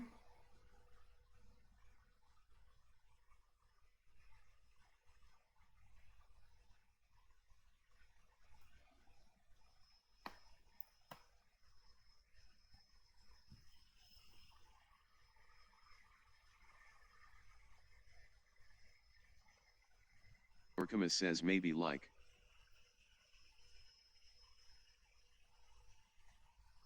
Because preserve newest. Okay.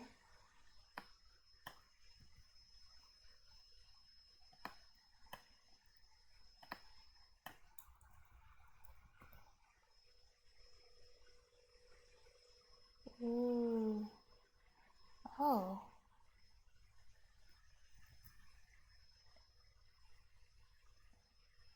Orkama says you could also try in a separate item group. Yeah. What didn't get. Oh, did I? It looks like there wasn't an error. Like the same kind of. Did it do the. Did it. Orkama says Did it right? Did it do the right line thing that I wanted it to do?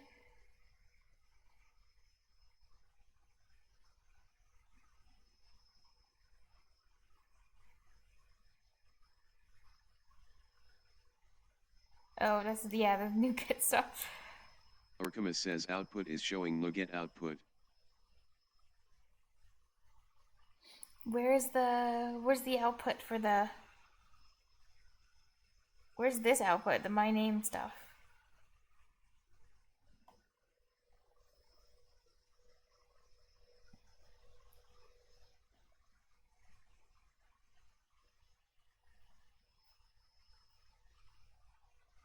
Orkama says output, I think there is a drop down. Oh.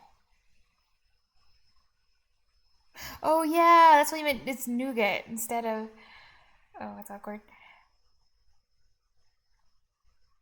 Oh, how do I get rid of the nougat? I can go to, oh, I can keep scrolling. terminal.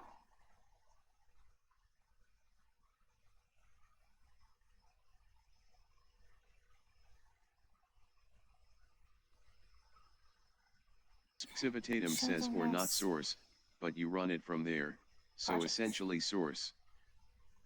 Oh, okay.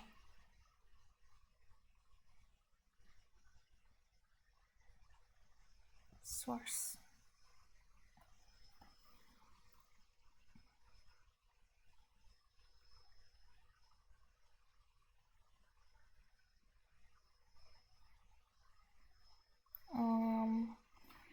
Is there a source available? Let's come to. Orcamus says no, it's copying to the output. I think when we did Hello World, didn't it show up in output that one time? Well, I could just do right now console.writeline Hello World and put that out too. Orcamus says where the exe is. Really? So it's not here? I thought I was doing that. It is? Orcamus says I think your program is working actually.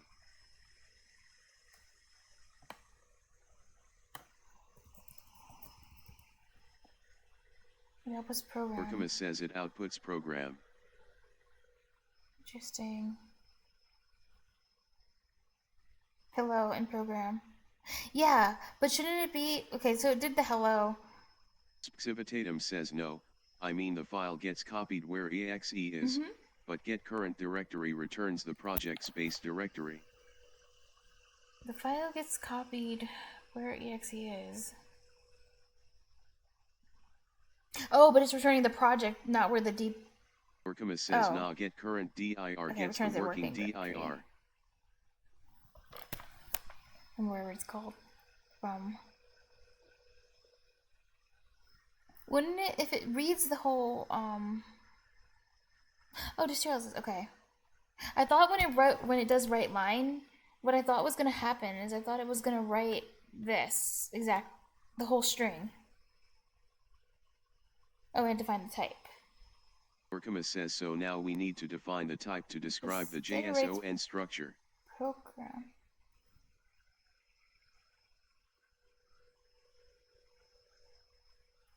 Okay, so I need to pick a type for it or something. I can just call it anything I want.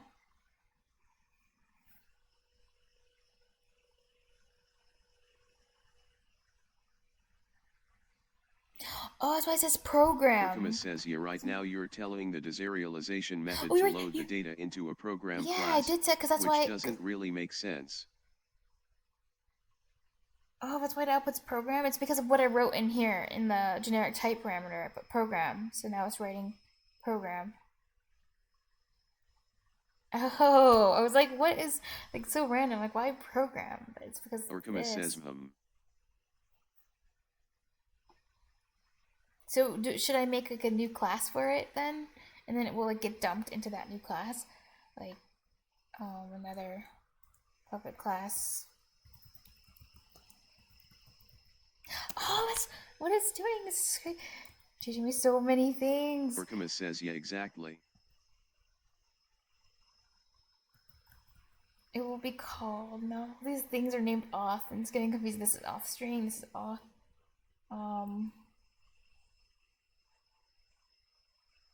this will be called off dump, because that's what it's going in there, so.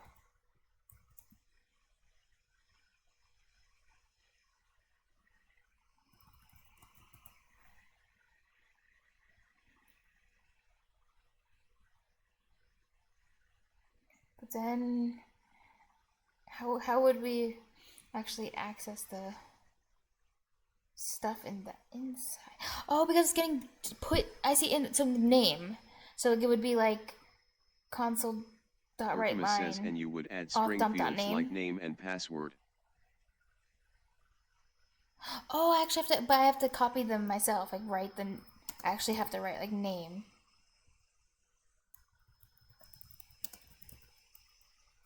To get the data.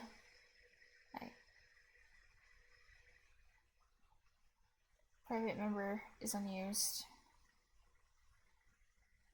Oh my god. This is crazy. Orkuma says, yeah. Now I get to say that. Chat, is this real? This great name. This is the other one in my sample password. Aw, I'm disappointed that you didn't write 1, 2, 3, 4, 5, 6, 7. How could you? You're not a real. You're a fake. Match the keys in the JSON. Orkuma says as long as they match the keys in the JSON. Hit all the keywords. It's okay. It happens. I have my Orkuma days says where I just banged my head on the KB. I don't know. String. I've already forgot the name of that field. Password. Oh. Drake Link says LUL.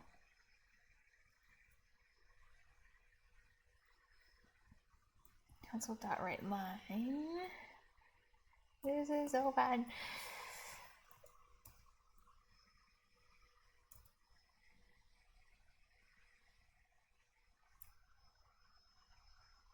Now I want to write. I want to write the name of the awesome name. I don't know how you would get this. I was guessing like you would do like something like that. Do I have to create an instance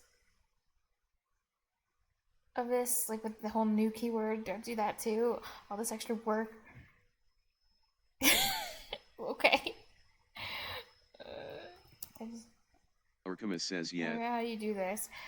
Oh.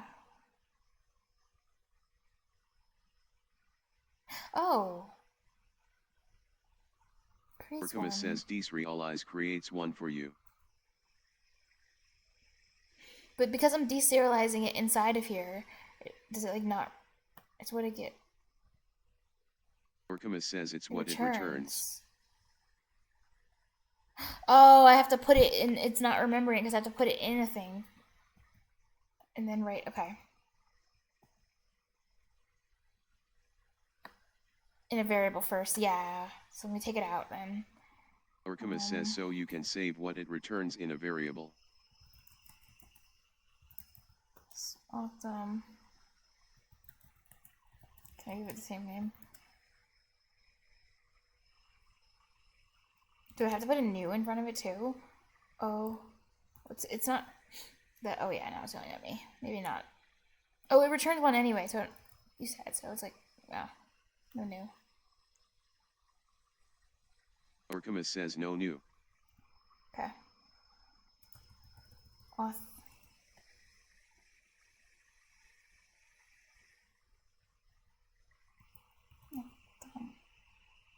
New on a type. Oh yeah. Civitatum Right. says no. You can only use new on a type. Okay. And this returns it, but it's okay. Let me see. Auth. Oops. Don't.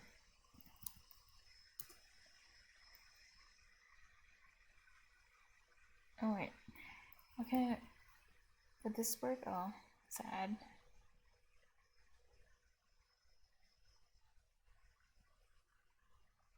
Oh yeah, by default. Oh, and then there's the privacy access. Orkuma says need to The make M public. modifiers or whatever they're called. Like, okay, so much. Maybe no. How do you reference it?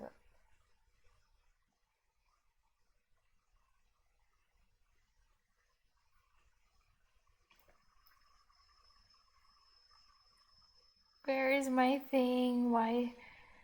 Possibly no. I'm missing the. Because the name is not null. Its name should be my name.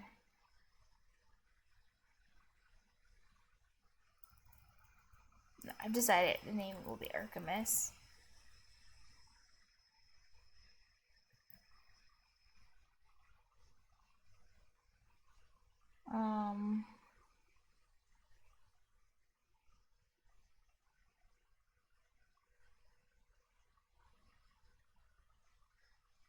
Orkamus says okay, so something went wrong. There might be more need for the auth dump class, like adding address to field, I'm guessing. Oh my god, C# is so complicated.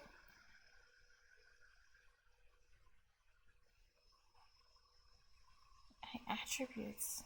Yeah. Again. Here, I'm running it. Orkamus says wait, can you run it again? Mm-hmm.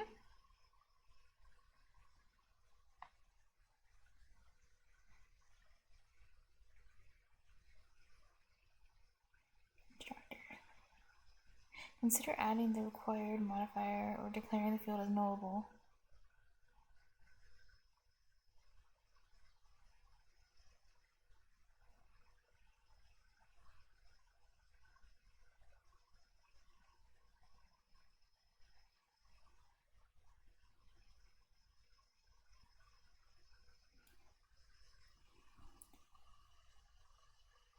Oh yeah, let's look at that. Orkamus says okay, yeah, we can look up what the deserialize method expects, Okay. or how the built-in JSON deserialize is supposed to work. And luckily I did not close this. So here's deserialize.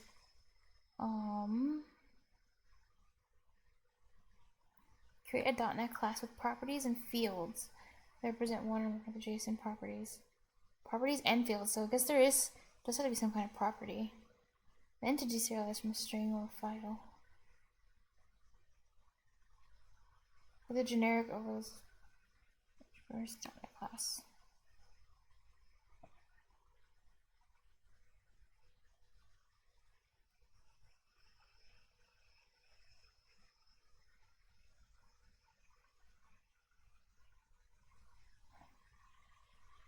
%. Oh, this get set. Maybe what we need. Because this, now I know what this weather forecast thing is. It's just dumping the JSON into it. I had no idea. That's why I was so confused. I'm like, what is this? Like, what the hell is this? So maybe that's all I need to do is put all these, like, these get sets. Need to be properties. Orkamus says oh, they need to be properties. Are these properties? Oh. Wait, when the variables says, yeah, I think you're right. Oh, when the variables have get set, they're called properties? Or I guess this is like they exist, not really, as if they're used to access the thing, so. Orkamus says I those didn't know are that was their indeed name. properties. That's what a property is. I just didn't know what the name for that was. Cool. Okay, so get set. Get set.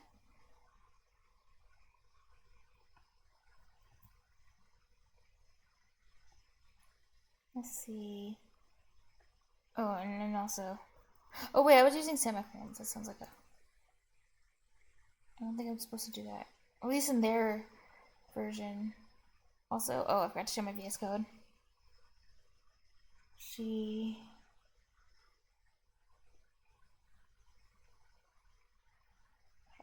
again.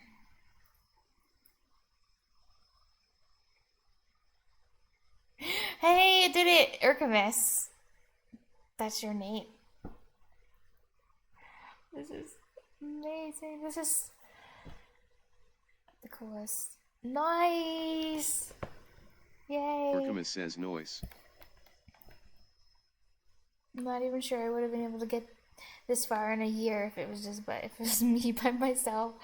So lost with all this, like, all this stuff. There's so much stuff, but it's so cool. Okay. So now we have that. No, great. Yay. I'm so happy to see you again. I was thinking about you recently, the other day. I was thinking about you. I was like thinking, like, I haven't seen Drake for a long time. I hope he's okay. Orkamus says now the rest of the owl.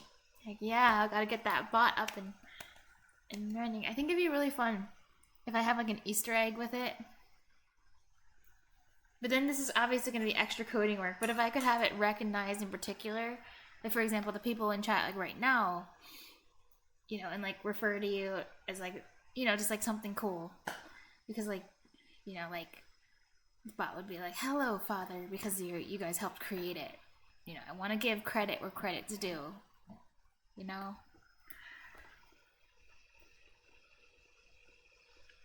Like, for example, Saribot, if you do this in the chat, isn't this cute? Watch this. Look, if you say good bot, look at that. Isn't that cute? And then it gets all happy. Salttoserenity says good bot. Something like that. Something like fun.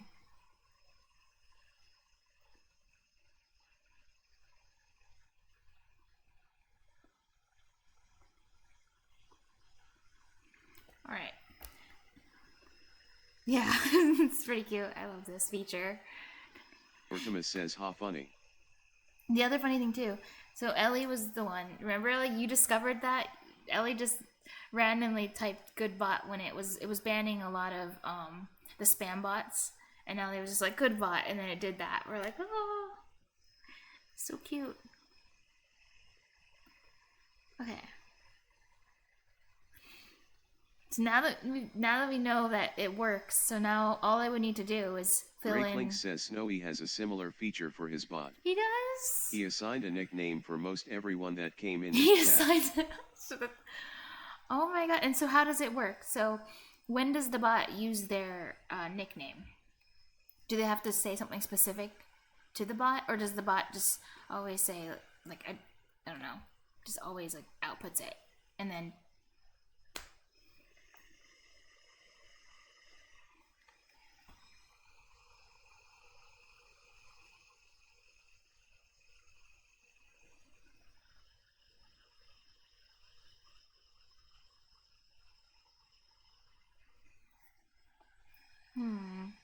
Trying to think what I would want it to do. I think I'd want it to be like,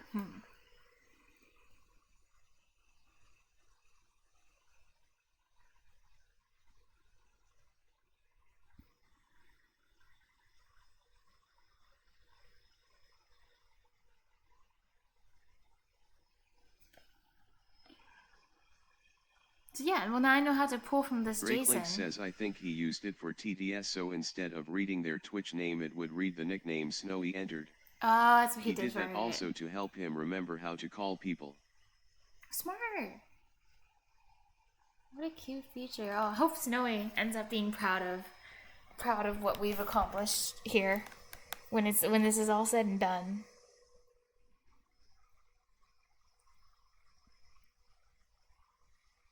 Drakelink says so, like if people said you can call me Drake instead of Drakeling. He would write in that. Oh, what a cute touch.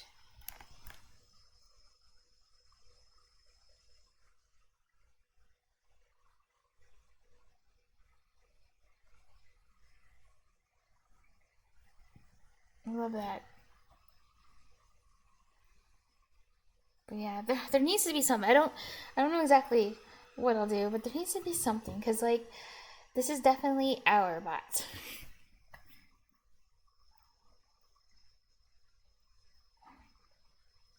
But anyway, there's time for like thinking about ideas later. What is the next step? I guess knowing what information would need to go in the JSON. So there would be like something like an OAuth, right? Breaklink says I'm sure he had other uses for it as well. Oh. But I can't remember what at the moment. Yes. So the system I wanted. So let me go back to my text thing I was typing Orcamus in. says OMG, My I word can't counter. type. No, I can't type. I'm always saying that. I can't type. Where is my thing? Hold on. Word counter. So this is what I wrote earlier.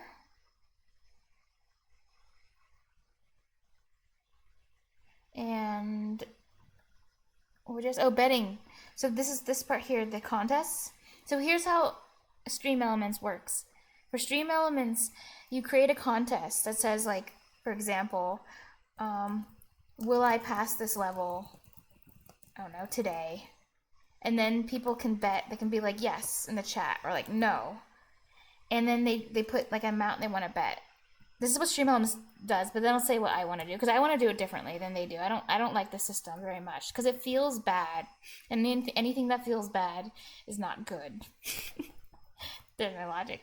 Anyway, so you would vote yes, and then you would vote 10 of your currency, or no for 1, And then the streamer afterwards, they input the result of the contest. Like, so if it's a yes, then what happens is that for the people that bet no, a percentage of what they bet goes to the people who voted yes, based on like some weird math with like a what they call a pot or something. And it's like, so some of it goes to those people and some of it just evaporates into thin air.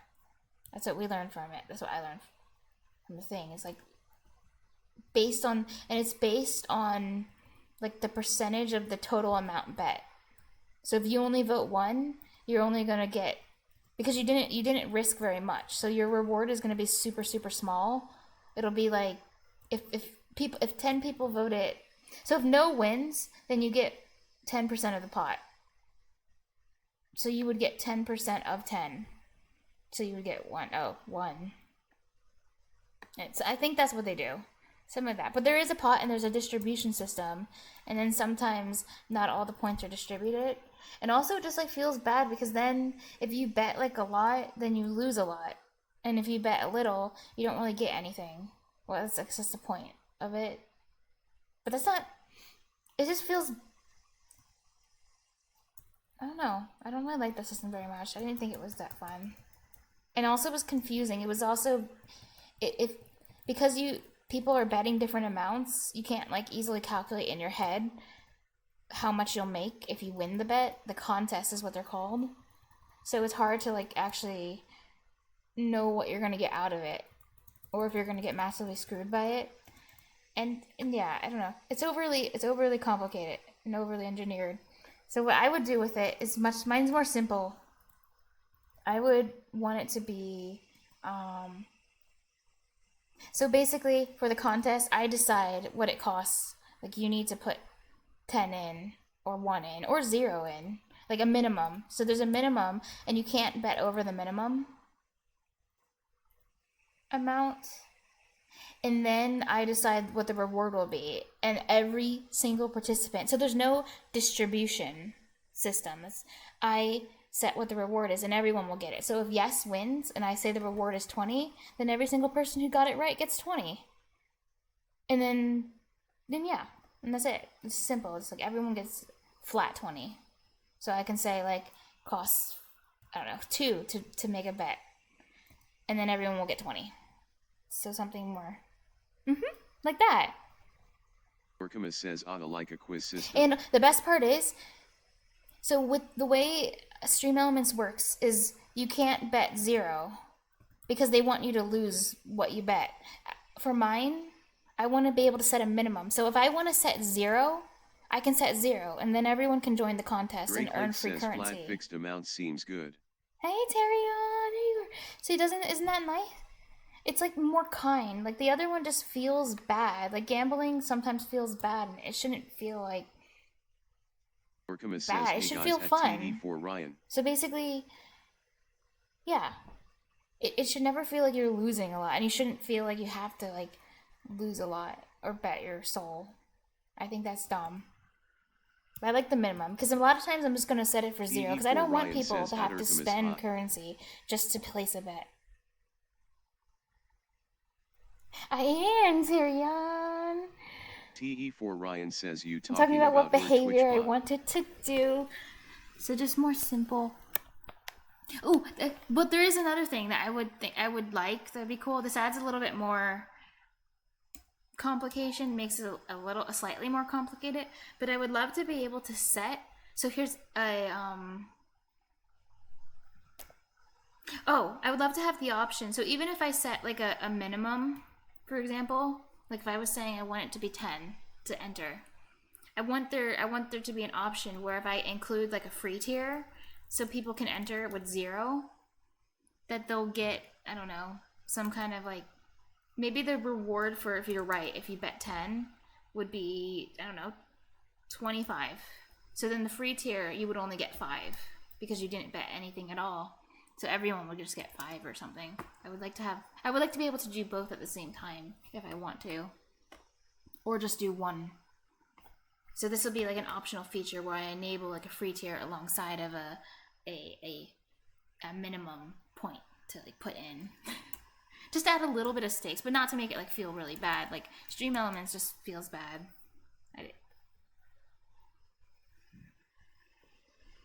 So yeah, I hope that makes sense. Okay, the next step is gonna be, it's gonna be knowing what I need in here. So there's gonna be some kind of OAuth that needs to be, you know, blah blah blah, equal to something. And then I think there's something called was I showing what I was typing? So now that you have JSO and Azeri working, you can use more JSO and data that whole to time drive I was your actually systems, typing on my screen. so you can tune without recompiling. I don't know if I was showing it or not. I was actually typing over here. My bad. Drive your systems. Yes. And I can also write to a JSON, right? To now that I know like about the serializing thing, so that I can use it to store all the bot's data when it's not online. I could do that, right?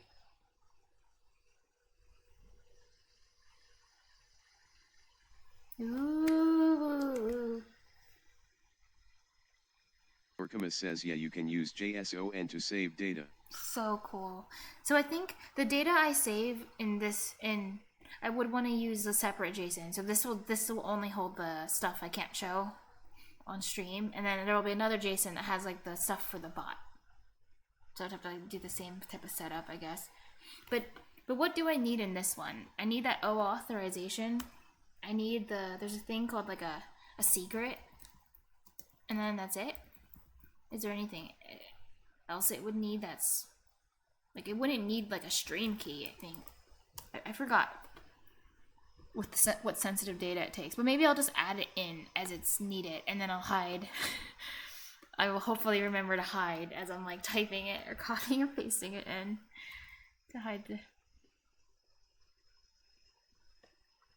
But I do trust you guys. I don't think you would do anything bad. But if there was someone lurking in here that has never chatted, then they might be. Orkamus says I think you're good with login creds with just username and pass. Ooh, okay. Sounds good. So I'll just put those in as it's needed. But now, this is so awesome. I'm so happy that I know how to like read and write from that. JSON. I've been curious about that for such a long time. Like, how is data saved and read from files? So cool. DE4 Ryan says I always think about dev streamers, how they work in public environment with sensitive information XD. Some of the people I was like, when I was looking at how to make a Twitch bot, I was like going through other people's stuff and their videos and tutorials and stuff, and some of them were saying like how they would accidentally drop their keys and their passwords, so they would have to like stop the stream. So I guess it just happens to everyone. Orkamus says test accounts.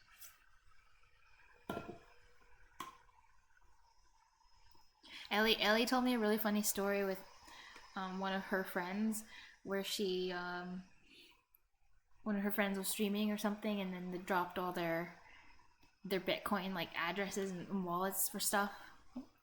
Got shown, but they didn't realize it. But Ellie was nice enough to be like, "Hey, you just showed your addresses, so nothing bad happened." But yeah, gotta be careful. To save stuff at the moment, get rid of those stars. Yeah, because we've made a Windows Form application, it's kind of made some class structure for us already. Okay, so we have... Oh, by the way, another thing that's kind of basic. I think I did it once a long time ago, but I forgot. So writing to the console and like getting data from the console, from the input, I kind of forgot how to do that too, because I'm not going to be using WinForm, so instead I'll just be using like, I don't know, the terminal and typing to it. But yeah, I did forget how to like get that information. But it's like basic stuff. I've done it. I did it at least once before where it's like, please type your Alchemist name says, in. I think console.readline. Oh, that's what it is, because we have write line and read line. This is literally like such basic stuff. Thank you. Write line. Oh, or read. Yeah. Console to read line. Oh yeah, because you'll type it and then it reads it and then it puts it in like a string or something. Ryan says XD. Thank you guys. Okay, so I'll remember that when it's time.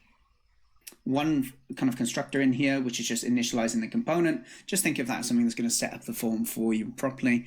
And then anything else we can kind of set up in here. So we just have this start bot button underscore click, which is effectively the code we want to run when we click on this button.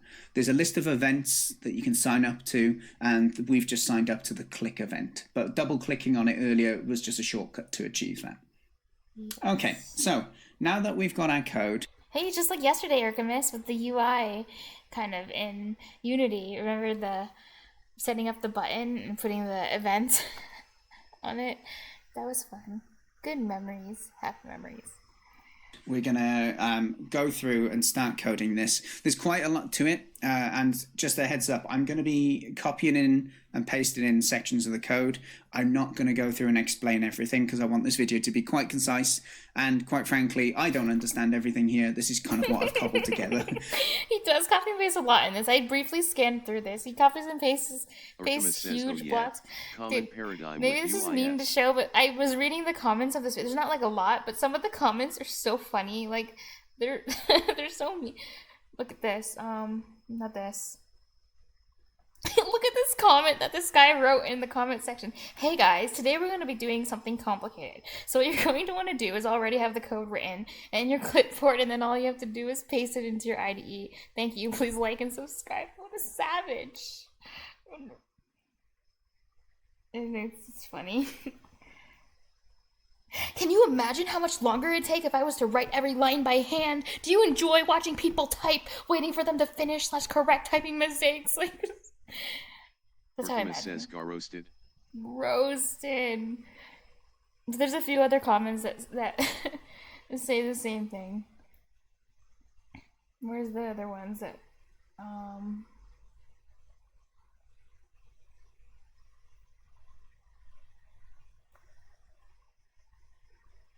Oh, maybe it was just that one. Anyway, yeah, I thought that was kind of funny. In order to make things work through speaking to people who do know a bit more about it. So, yeah, bear with me. I recommend that you pause the video when I paste code in. If you Wait, what did you say about people who know more about in order to make things, quite frankly, I don't understand everything here. This is kind of what I've cobbled together in order to make things work through speaking to people who do know a bit more about it. So, yeah, bear with me. I recommend that you pause the video when I paste code in if you're coding along and you want to. Oh, fun fact too about this. So, he in the comment section he thanks a guy. Where is it? Credit to Swifty Spiffy for his support when I was originally making my bot. Swifty Spiffy is like one of the 3 devs who like made the library, the TwitchLib library, and he's on the he's on the server for like the Twitch API, like the official one. Like he's one of the people who like runs it, and he also like is the lead developer of like the Twitch API too, which is just cool. Yeah. Copy with.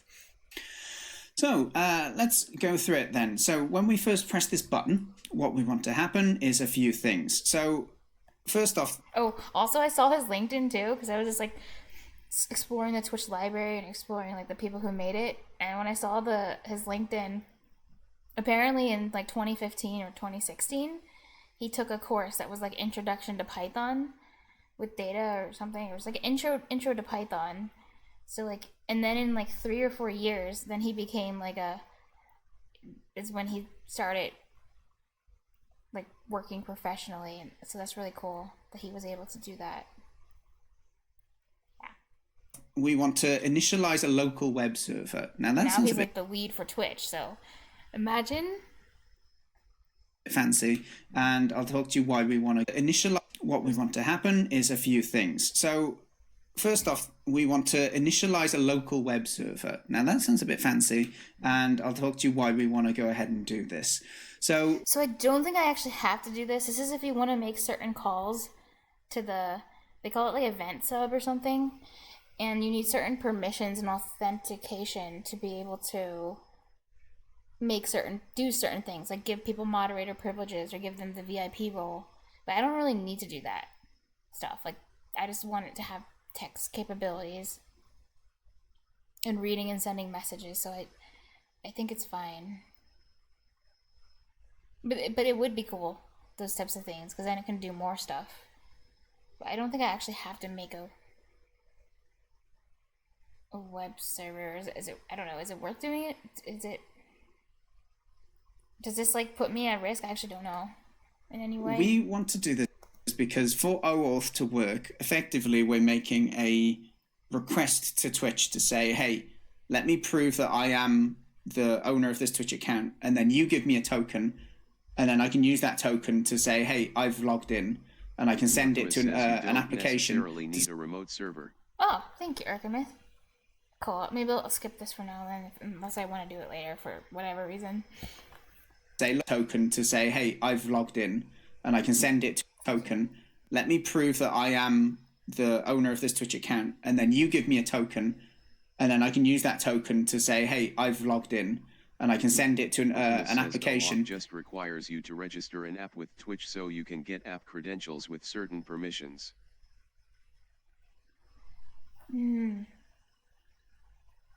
Also, let me show you something too. There's something I saw, I don't know if this will apply to me or not, that like worried me. It's been up for like weeks, I think. But let me show.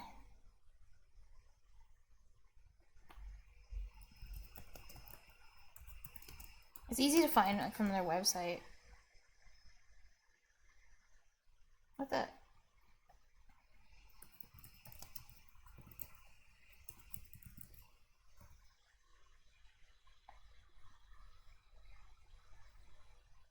Maybe this is different though. Where was the thing? Let me find the part.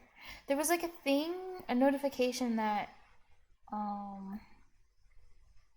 it's like they're not accepting certain things. But it might not be relevant to me, but I don't know. I want to find that message again. Where was that pop-up?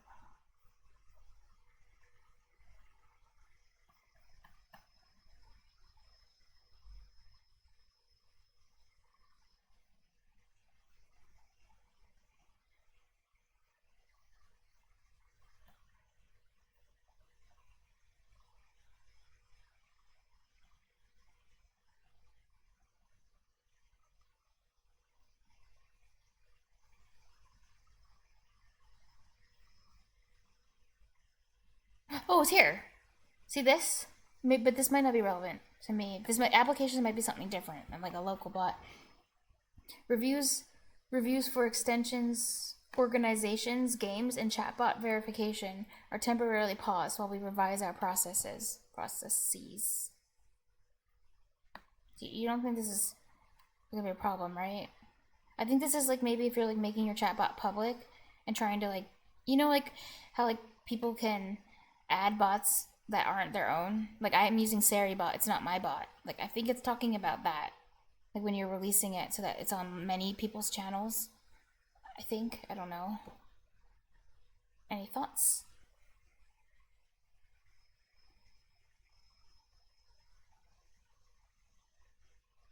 But I think this won't apply to me. Ah. Artemis says not too sure. Depends if you gate you from accessing any of the API by whether you have a verified app. Oh, so that's the difference. It's just whether it's verified or not. Okay. So the only thing they might gate me is this thing called event sub, which makes the bot have like a lot of permissions that the streamer themselves has. That's like giving someone VIP role or making them a moderator or banning them. So I think it's fine because my bot will just be doing like the basic text, the IRC stuff. So it shouldn't need It doesn't even need to have the moderator role to be able to do that. It's just going to be like a normal user. It's not going to have special permissions over another user. And it's going to use like, I was going to put it like on my account too. So I think it'll be okay. I don't need to worry about event sub. Event sub though, for event sub you have to, see, I'll show you where the part is. You have to use these. You have to use webhook and WebSockets, and you basically have to set up like a server that can receive requests, because it's a weird thing. And then this is just way too complicated for stuff that I don't care about or that much to go through this pain. Where's that part where it has a warning? Actually, Twitch.io shows it. Let me get Twitch.io up. I mean the Python library, Twitch.io. They explain it. They have like if you look in the event sub part, so here, event sub extension, this lets you access all the event sub stuff, whatever the hell this is. Warning. So this extension requires you to have a public facing IP and domain and to be able to receive inbound requests. So to fully do what the bots can do, like you have to do all this extra stuff. And I think that's what he's doing in the video that we're watching when he's like creating a web server. Is he's making it so that he can use, I might be wrong, but I think he's trying to make it so that it's fully functional and he's able to make these calls. But you don't have to, it's extra stuff. You can just do this, the basic stuff, the IRC. It's very confusing stuff. Oh, which page do you want? This one or all of them? I can share them all. Can you share that page? Here, this one. So this is the Python equivalent. This is the SDK for event sub for Python for that library, Twitch.io. And then this one is the event sub. Salttoserenity says https://twitch.io.dev/n/stable/exts/events and here's event sub, the actual one like from Twitch that you're getting it from. And you have to use webhook, WebSocket, or conduits. These three apparently, and it's just overly complicated. And then this is where you need like the secret. You have the OAuth, then the OAuth, and then you have like the secret, whatever the hell that is. It's so complicated. It's related to like TCP and then like handshakes, and then the server also. It was very complicated. The server is gonna ping your bot if you're using this. It's gonna ping you and say, hey, every randomly you just get pinged, and then you have to reply. Your bot has to reply in less than 3 seconds, and if it doesn't, it'll kick you, and you have to get new tokens and stuff. And just, I don't know, it's just it was a lot of weird stuff that I've never, networking stuff that was all completely new to me. And I was like, this seems so goddamn hard. I don't even know how the HTTPS stuff works in the web browser. How am I supposed to figure this out, is what I thought to myself. Here it is. It's called the Event Sub API, which is what they, originally they had the IRC stuff, but then they added this new one, and that's the one they want people to use. But there are certain things you can't do with the old IRC stuff, I guess. And I think you might need to get verified to even access this event sub. Urkema says, where was the public IP thing? Twitch.io, that site. It's right at the top. There's a little warning. Let me open it again. So see here at the top, warning, because it's using event sub. This event requires you to have a public-facing IP and domain, and to be able to receive inbound requests. Yeah. So event sub is like a whole. Oh, gotcha. It's a whole can of worms, and I think I can get what I need out of my bot without having to go through this process. I think. Well, we'll find out, I guess. I don't know. So you have event sub, and then here's the you'll see the old version. So IRC, See, this part over here says migrating from IRC. They're trying to get people to stop using IRC and to use their event sub. But the event sub is like such a pain in the ass. Why would you want to use it? But they still have the old thing up for IRC. There is a note about why they want you to migrate too. I think. Let me see. With the introduction of chat on Event Sub, it is recommended to upgrade your chatbots that are using Twitch IRC to use Event Sub. So they were trying to, this happened like 2 years ago or something, to push people to use this, but it's more complicated. No, says, I mean, yeah, you didn't need to create a whole IP, web server and be able to receive only requests. Ever communicates with Twitch's servers. Yeah, you need to do that before. Now you have to make a whole. You basically have to download server. You have to download server software, and you have to be a web server, or it has to. When Twitch communicates with you, it needs to see you as a web server, so that you can do all the weird handshakes with it or whatever they're called for like networking. Blah blah blah. Drake Link says event sub just looks like it's responding to when someone follows or subscribes to your channel. Yeah, that's what it does. But Twitch, to communicate with Twitch for its thing, with it sending that information to you, they make you jump through a bunch of hoops. Any computer can be a server. Yeah. But it's extra stuff, and it's like also,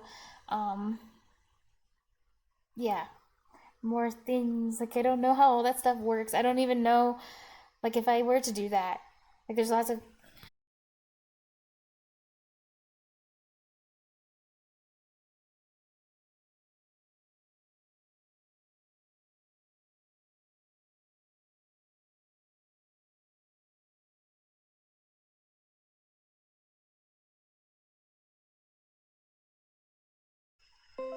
Okay, there we go. Anyway, guys, speaking Ryan of... says at Drake Links, yup.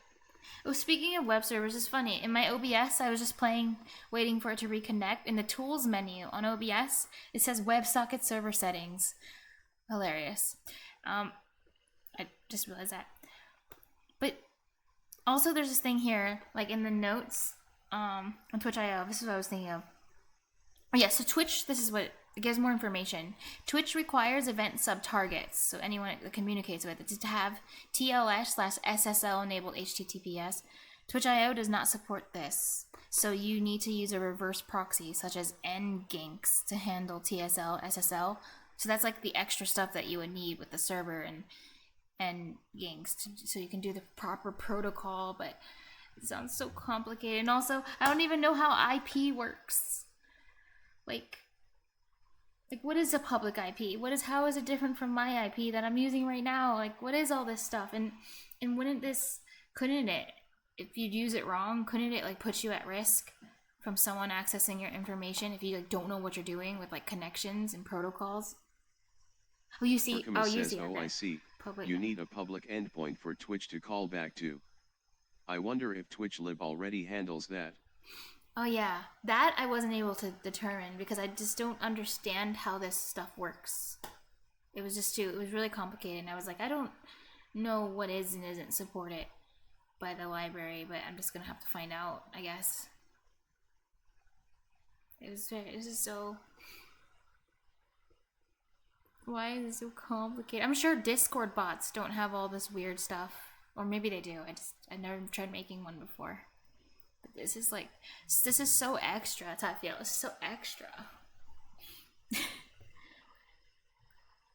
But then again, I guess they want to be really safe because they don't want bots to go rogue and start banning all the viewers and like deleting the streamer from the.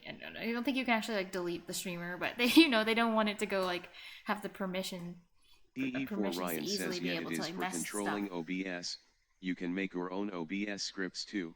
Something like what Stream Deck provides. Oh, wow. OBS WebSockets. WebSockets. And this is the same WebSocket that they're talking about with, in the docs here, where I was reading. So Event Sub, see, where it says Twitch supports the following transport methods: webhook, WebSocket, conduits. It's this WebSocket. Getting events using WebSockets. Like, magical.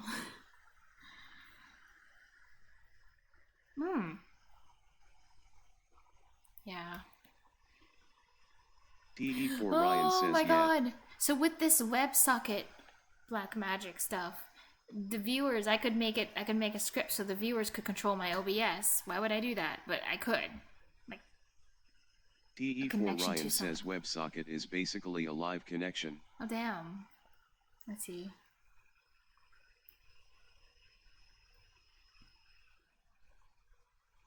Is that like this is sound like such a stupid question. TE4 Is that like Ryan the says, same yeah. thing? Is that like the same thing as the internet? What is the internet? Is the internet a WebSocket? What is all these different ways of like connecting things? And yeah.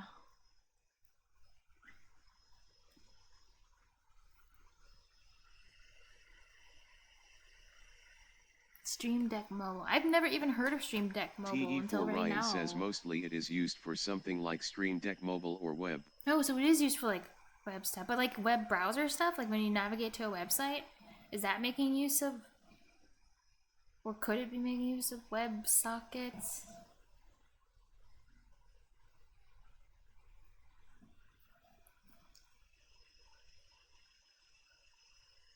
So you can have a connection on your phone with your PC. Oh. TE4 Ryan Mad- says so you black can have a magic. connection on your phone with your PC. Your phone with your PC. So is it like a direct connection, or is this something that can be bypassed by something else? Like something else could you know what I mean, get inside your connection and take and steal data from you or read TE4 data Ryan says that then shouldn't from be phone reading. you can an app with buttons that perform some action.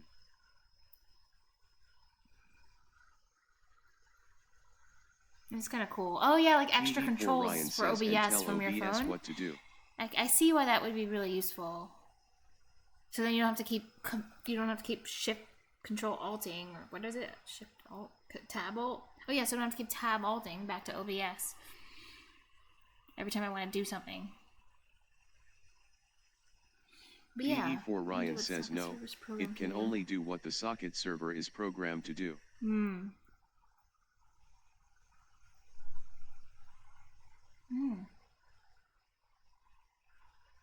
TE4 Ryan says yeah exactly. It's weird. And then how does it even get, like if there's like all these different web sockets that things can plug into, it's like how do you TE4 okay. Ryan says so you don't have to switch Windows to OBS to every little thing. I can see. Oh cool. You're actually using WebSockets for it too, Ryan? That's so cool. Oh, you're actually using like WebSockets for what you're working on? TE4 Ryan says can you repeat the question? Whoa, so you actually know what these are.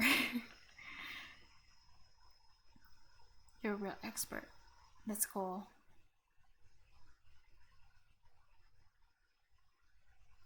I love how I'm literally like the luckiest person. I feel like just to always have lucky enough that when something crazy comes up, there's someone in the chat who like has experience with whatever the crazy thing is. That's so lucky. But yeah. So then the webhook knows what to connect to because it's like based off of that, whatever the ISP thing we were talking about was. It'll use the ISP to find where the data needs to go. Ooh. Garcus says TBF. WebSockets aren't that crazy. Funny. But think about it, T-Carcass. I can type a link in my browser and then the screen changes. Is that not magical? WebSockets just add more magic to it, to the black magic that is everything in computing. Everything.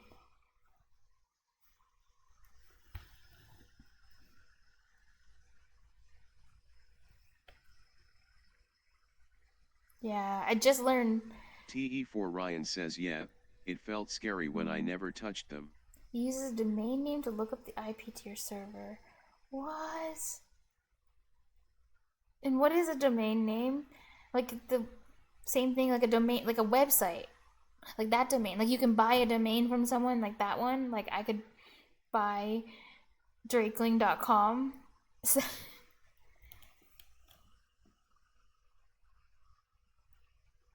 Oh. Drakelink says The like domain name. google.com. Oh, is what's linked to an IP, and that's how. Oh wait, you're talking about how the browser stuff works, or are you talking about how WebSockets work? Are we talking about WebSockets? Or are we talking about browser, or are we talking about both?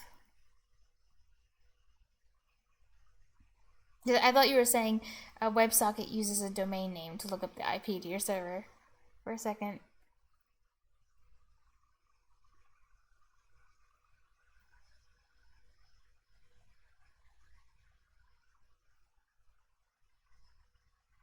Everything on the internet works with IP. Okay. TE4 Ryan says so everything on internet works with IP. Any computer finds another over the internet. Okay, any. So including, so WebSockets are included in that. Like any type of connection protocol is relevant to this. How computer finds things. Domain names, so IP address, because they're easy to remember. Drakelink says usually people Good type point. in domain names instead of IP addresses because they are easier to remember. Drakeling, I didn't realize that they're really just IP address. The only reason we have domain names is because they're easier to remember, but they're all just IP addresses that are actually going in. That's crazy. And that begs the question, like, where do all these addresses come from? And can you have duplicates? And, like, how do we agree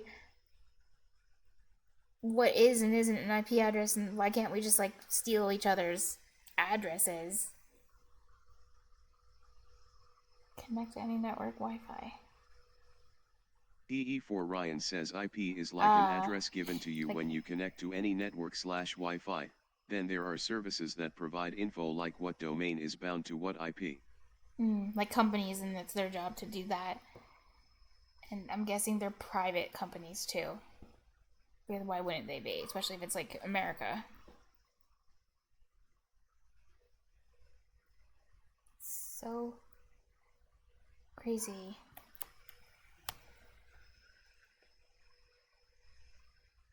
So if you're going to do something like this, you know how you said about like asking your internet service provider or something for a public IP? It sounds like something like you would need to pay for, like you're paying for like an extra thing or something. I could be wrong.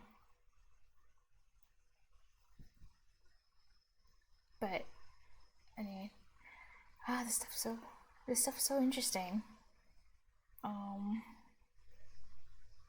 Well, I hope my Twitch, whatever my library is that I'm about to use, I pray to God it actually it handles that this doesn't have to come up, because it handles whatever I need to do perfectly. Yes, you only need to pay. Drakelink says typically in the US you only need to pay if you want to have what is called a static IP address. Dynamic IP.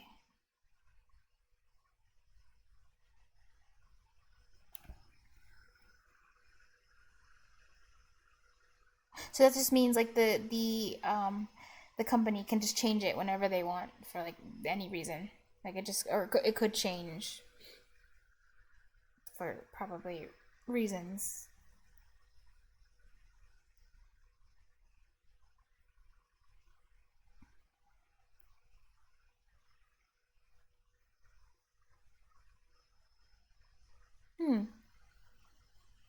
TE4 Ryan says whenever you enter any domain name that you want to request anything from, your ISP looks up domain name in those companies that store such domain information, and then it sends the request to the server using that IP.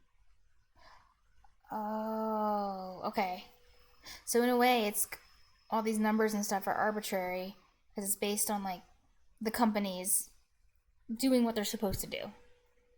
Like they have a system, and you follow the system, and then things work because they follow the standards they set, not because anything's stopping it from like. I hope that makes sense. But it's so interesting. DE4 Ryan says it can change, but if you have bought a domain for certain period it stays URS and then you can tell what IP the domain represents. Okay. Yeah. I guess I was thinking about why I was so like, it seems so crazy to have like, to do it like this with like IP addresses, and it seemed arbitrary. It was because, you know how, I don't know, I'm thinking of like, I don't have like the technical expertise to be talking about this, but I'm just talking about my impressions of, with the little pieces of knowledge that I do have. But you know, like ham radio or something, like with the different channels or whatever that you might be on, like those channels aren't I think like defined by people. They're just based on like whatever frequency you're using. So you don't like determine like this is your thing. Like it just is because it's based on the like the physics of the how it works. But then the IP stuff is more like arbitrary. Like people determine the rules. Like this is what this will represent. Like that kind of thing. That's what I was thinking of. And also all this stuff is all of it's black magic. Like signals and communication are all black magic. They're smaller numbers. DE4 Ryan says your radio channels basically used frequency, but they were smaller numbers. Because it's like, how are all these things possible? How can you just call someone on a telephone line and then they answer you from across the world? Like, that's really far. Ryan says, and a lot of IPS can be hard to remember. I'm not like a scientist, but I feel like all the way across the world is a very far distance. Oh, hard domain. Okay. Yeah. Yeah. Satellites send signals from like outer space, but like DE4 Ryan says yeah. But like how? Like it's so, you know? Like all these things are like invisible, and how, and then they somehow reach their destination. DE4 Ryan says, but they are connected through some node somewhere. Nodes. Oh wait, what's connected through a node? The networking is very normal compared to mobile. Tkarka says networking is very normal compared to mobile networks. Wait, this actually makes sense because it's just devices connected to each other, but arbitrarily. But people decide which things should connect to which things, and like they made the system. Link says if you're curious as to which organization that's responsible for delegating IP addresses, it's ICANN. Internet Corporation for Assigned Names and Numbers. So if they just disappeared off the face of the earth one day, it would cause problems for computing, perhaps. TST_100 says Rav check. Hi TST, hello. That's a cute emote. Hi there. We were talking about black magic. Howdy. Aw, you guys are so friendly and nice. TST_100 says howdy. I love you guys. Well, that was fun. It's a fun discussion. To say, look, I've got permission, I've logged into Twitch, okay, so let me do these things. So for us to do that, we says at Rav check hoy. need to have a local web server so that we can send a request and receive things back and then process the data that was sent back. So what he's doing right now with the, I can only imagine. We're just scratching the surface and it's already feels deep.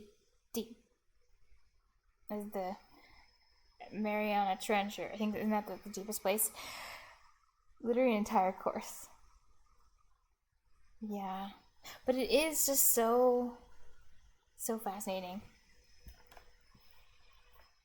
No. I think it's so funny how people sometimes say things like, I wish magic was real, but it's like, have you literally paid attention? Like, when were you born? It is real. Like, do you not see how all these like weird things are all around us, and we're just like okay with it? Like magnetism and electricity. What is that? TE4 Ryan says, I mean every other thing is CS can be a separate course. Just like how? Why? Where? When? Things just don't make sense.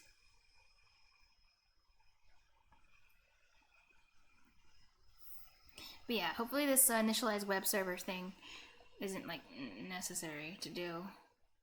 Like he's just doing it so that he can like, you know, because he is using the Twitch.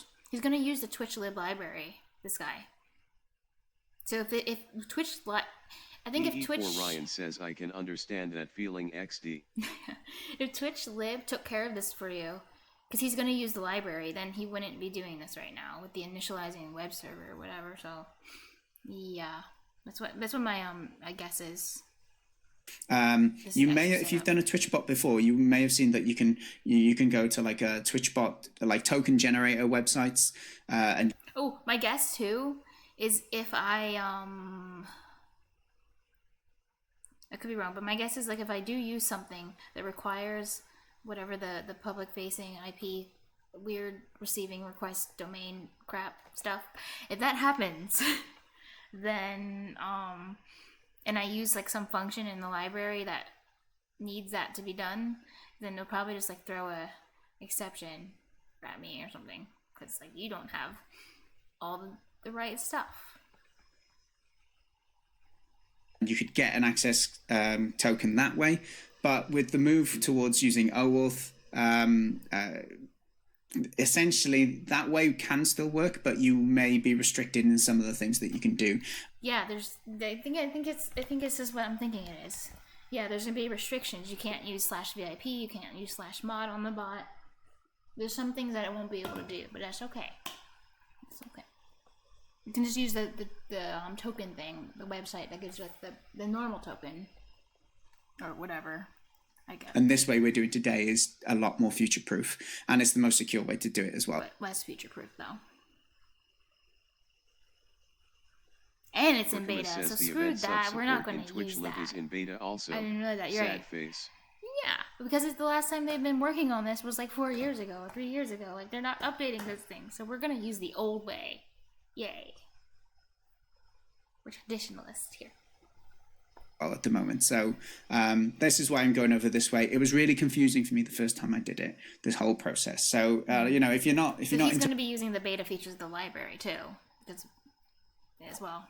The web tech, which I'm not. Then don't worry if a lot of this is confusing, and let's just try and get this code done so that you can then. I like how he's like admitting too, like as he's a game developer, like he's like, this is stuff I don't do, and this is like confusing. Cause yeah.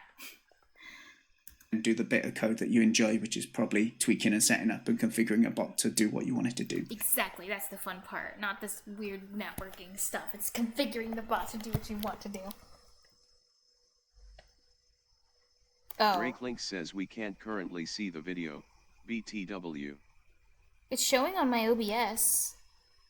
This code right here with the initialized web server, you can't see that? What do you see? Like in OBS it's showing it. The code is the video. Drake, the code, this is the video.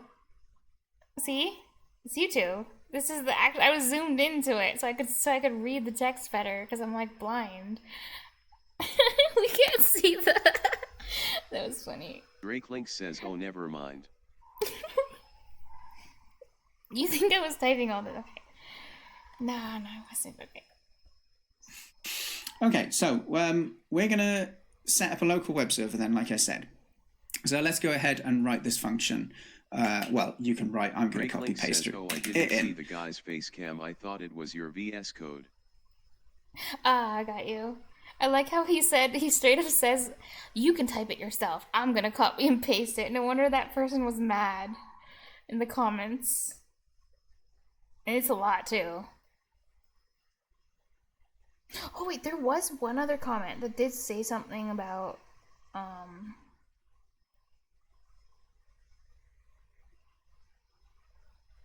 I forgot what it was because this part. He said another thing. This is not critic. It is a request. I read your comment. You don't want to share the code so people will follow along. The video, and get more insight. But is there any chance you could send me I was talking about the file. But then he just says, I've taken your feedback on board regarding sharing the code, and will consider how I want to approach code sharing in the future. Because he was saying in the other comment, I didn't read the full comment, his reply in the bottom, but he was saying I do it like this because it's good for the beginner to type it out themselves. But it's like a lot of stuff, though. It's like a large amount of things. But then again, maybe it's... Oh, yeah, no, it's kind of a lot of text. But yeah, it definitely can. Says, I do agree it's good for learning to type it out. Especially with names and methods, I actually do purposely. I do try to not copy and paste them so that I actually remember in the future when I want to use the method in like the base libraries and stuff, what their names are. Without Googling. So here's the first thing that we've copy-pasted in. So it's going to make a web server, which is going to be a HTTP server. Don't worry about includes. We'll sort everything out later. And it's just going to do some setup. And then the thing I guess we care about here, the stuff with our kind of custom code, is going to come in this section. So this is essentially whenever we get a request received on our own local web server, so this is when Twitch send a message back to us, we want to go ahead and process what they've sent back to us and do a bunch of stuff. So this is telling it what to do when you do hear back from it. And then the next step we'd want to do is up here. After we've... So what do you think? You think I can skip this chunk of code? Or do you think I'll actually need this? EE4 Ryan says it's good to write on your own as beginner. If you just copy-paste, you still need to go through it at some point and it can get confusing what's happening and where is it happening. Oh yeah, that is true. Because then you can't pinpoint specific things that could be wrong just by doing it step by step. I think I said that to Drake when Drake found some like an example bot or something, and I was like, I'm gonna look through the tutorial first, because then if I go through the different pieces, it might be easier to like put it together with what's happening and stuff. I think I said that.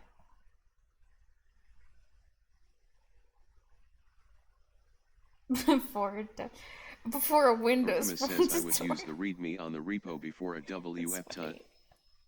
I just thought that this would give me a good idea what it looks like when someone's like making it from the beginning or putting it together.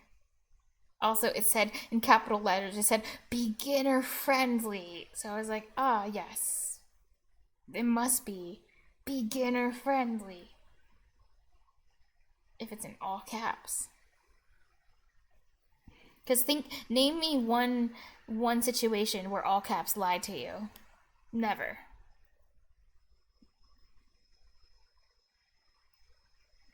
But, well, we could look at that too.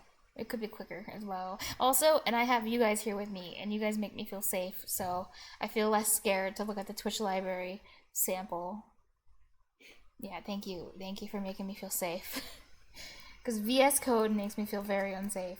Coding in general makes me feel very unsafe. Drake Link says on the internet, never kappa. Exactly. It hasn't happened.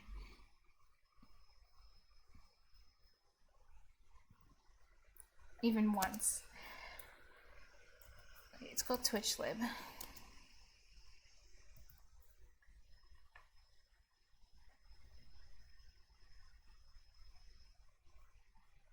Read me. Oh, one of my programming friends once said something like, "Who reads those?" Like they're like, "I don't even read those." Like, no, because like it was funny because I told him something wasn't working, but he's like a professional. I was just like, maybe you should just like read the README. I'm like, I don't know how to do code stuff, so I don't know. Maybe just read the README. And they're like, that's not what I do. And then they read the README and then they fixed the problem was what they saw in the Ryan README. Says I went to Space Kappa. That's so cool. I didn't know you were so multi-talented. You know? No wonder you know how to code. I guess people who can do things like go to space just know how to do smart people things. So it's not surprising. Okay. EE4 Ryan says Kappa. Kappa. Initialization code in the middle of it. Wow, I feel so smart because this is the first time I read the word init And I actually said to myself, oh yes, that's right, it means initialization. Hell yeah, I'm so real. Are you real? I'm You, sorry, you are Oban from like says you another went to universe. space, LOL. I went to another universe, keep up, buddy. But for some reason, up until like right now, whenever I read in it, I always am like, what is an in it? In what? Inside of what? But it's initialization bag. So it's my first time reading it correctly. Initialization DE4 code. Ryan says cap brug, or you would have typed it in caps. Wait, does this mean I actually do have to do this part? I think it does. Wait, no, credential, what is this? New client. WebSocket client. Oh my Orcamus god, says, where's no. SPQLUL? No, I was hoping I could avoid that stuff.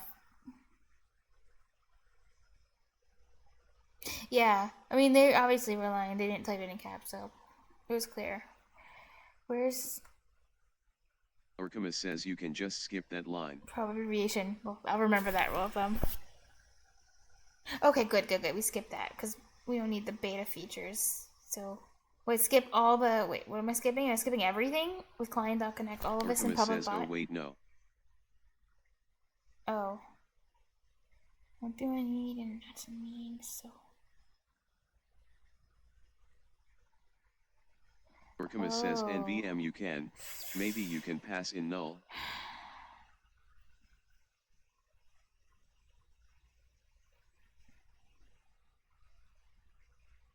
This looks hard. I hate looking at a Civitatum huge. says I was in the background, feels dank, man. No, don't be sad. I speak you.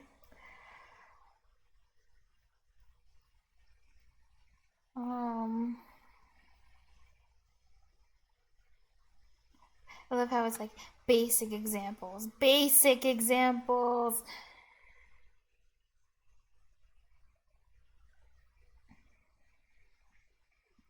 I'm using all these different things too. Oh my god. Orcamus says so I would start by just trying to instantiate the client class.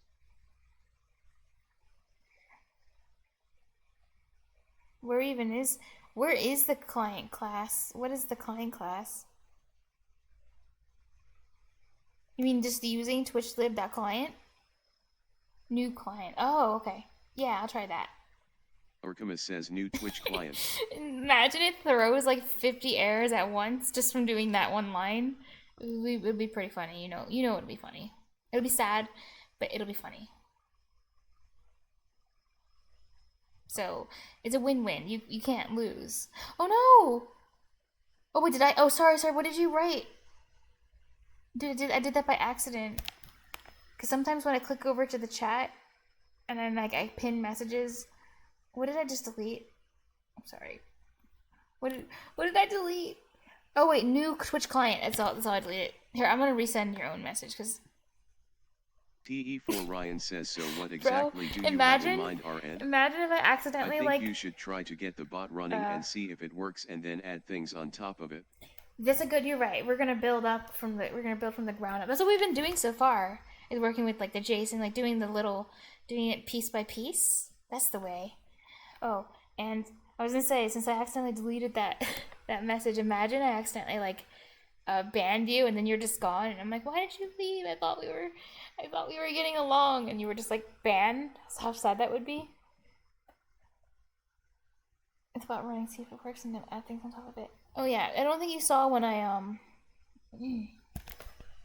Let me show you for like a split second. So before doing any coding at all. TE4 Ryan says lol.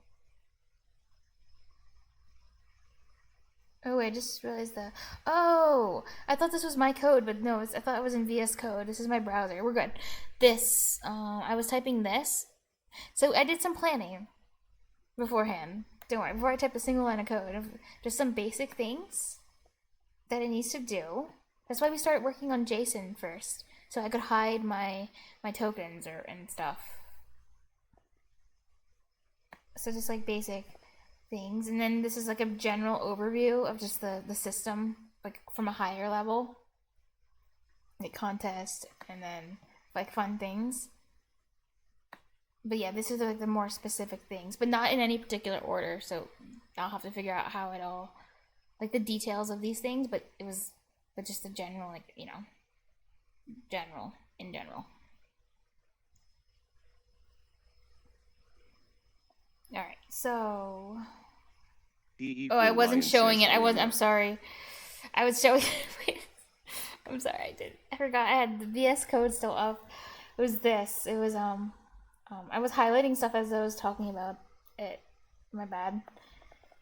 So this was like the specific things. So we start working on this, the very first one. Not reveal my tokens. And then this part was the overview of like higher level stuff. Orcamus says, there's an API example that doesn't use the WebSocket stuff. Really? Interesting. But isn't it because they... What if that example is, like showing you like a piece of code? Well, we could always like test it and see if it works, but I was thinking like, what if that example is just showing you like a piece of code, like a snippet, and it's not showing you like the other stuff that you would have needed along with that says code? You do need to register the OAuth app at some point for that though. Oh, you mean register like the actual on the website register?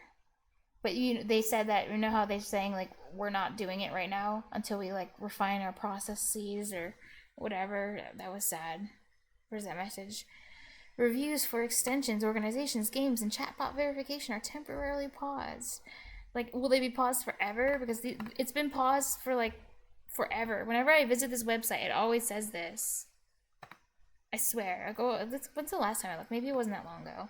Like 2 weeks ago, maybe. I don't know. I could just be exaggerating, possibly. API. Orcamus says yes, so you can access the API. Yeah, testing and always never. Test it though. You're right. Testing never fix. hurt anyone. Unless you're like playing Portal or something. Okay, so first, just make a new, what you said, client bot thing. New client. So I don't have to use the using things, do I, right now? Because I added it to my project. Like, it's in as a dependency. Or maybe I still have to do that, says actually. The API in it is FR just 3 lines, though. Or maybe I do have to using. I don't know. Can I just do this? And use everything?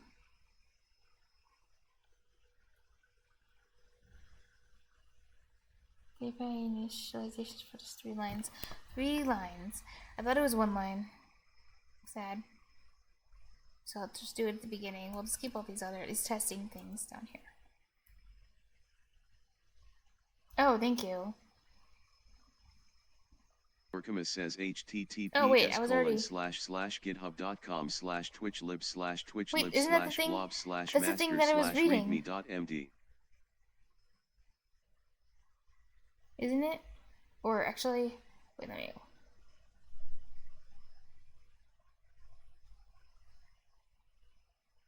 Oh, I forgot copy paste doesn't work. Isn't this where I'm at? Or maybe you're just directing me to the specific part.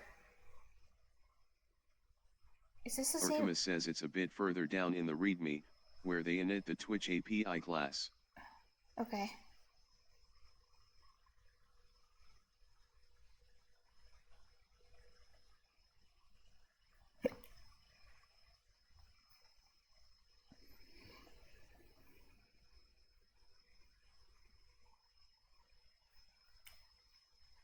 Where's...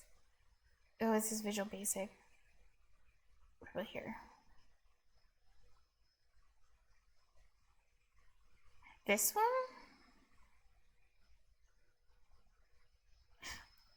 FC or non-access token. New. You said new Twitch client. But this one is Twitch API. Is this what you meant, or is this different? What are 3? Oh, but you know what? There are 3 lines. I think this is what you meant. You wanted me to put this in? Yeah, for event. Okay, so we're going back Urkema up. says yeah, but that's for like event support and all that. Yeah, which I don't need to really like worry about. Yeah, events and giving mod and VIP and stuff. Oh, this right here, ClassBot, Twitch client. Oh, wait, Urkema it's says here. so instead you want to Bot, use bot, Twitch new API. bot. Or maybe no, maybe not.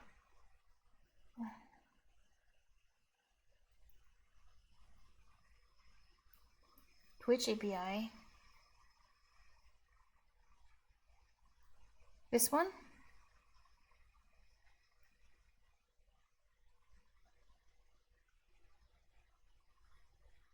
But didn't you just say it was for the event? Oh. But isn't that what Urkema this is? says yeah. Oh. Okay. Twitch. Urkema says not Twitch client is for events. Oh, okay. Wait, really? I was under the impression client, it's API that's for the events. I thought it was reversed. I thought client was for, because when I looked in the actual folders for the names of the stuff that it's doing, like the event. Wait, what was? Let me see. Client. Like these ones looked like they see you even have IRC inside of client. But all the names of the stuff that it was doing, like the methods in there, looked like they matched up. This is if people do certain. It's not making you mods. It's just saying like if someone was given mod, like that type of stuff. On user joined, on user like exit and stuff. And then for the API one, I think there was the like give role was in that folder or something. Could be wrong. So I thought it was the client. Oh damn it! Sorry. I keep forgetting to take that Ryan away. says or VS Code is covering your Here, browser. let me show you. Let me go back. Oh, it's incognito. So like when I was looking through like client,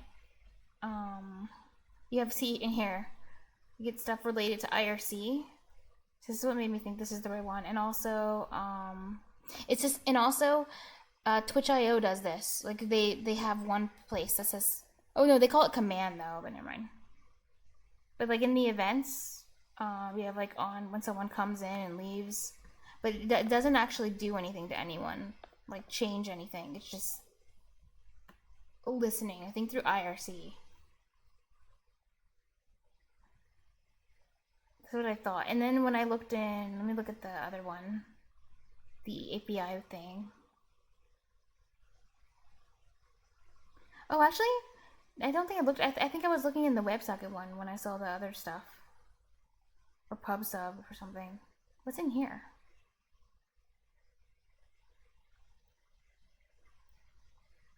Maybe this is like everything uses this one. I don't actually think I looked in the API one.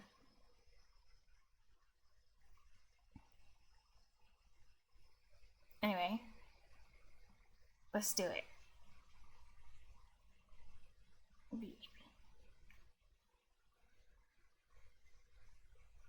What do they have in their example? I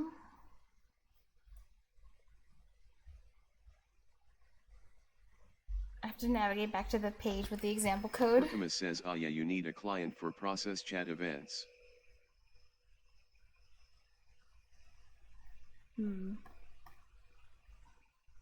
So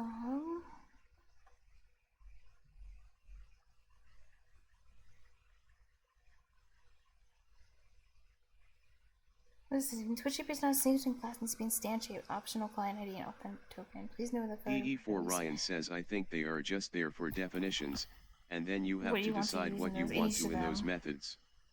When you have a client, you can tell the client what to do on those events. Oh. So should I start with a client?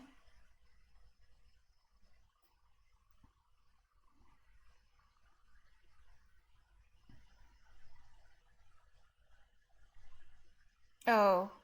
Urkema says, yeah, I'm back to maybe you could pass null to the Twitch client. Oh yeah, I brought it back up again because I thought I was going to start typing again. I haven't been like I'm just like scrolling up and down through like the sample code. Honestly, you need to. The site Wrestling.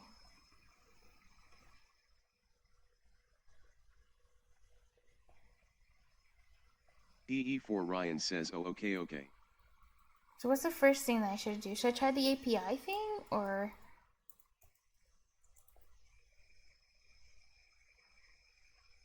I actually don't know how this connects to the rest of the library.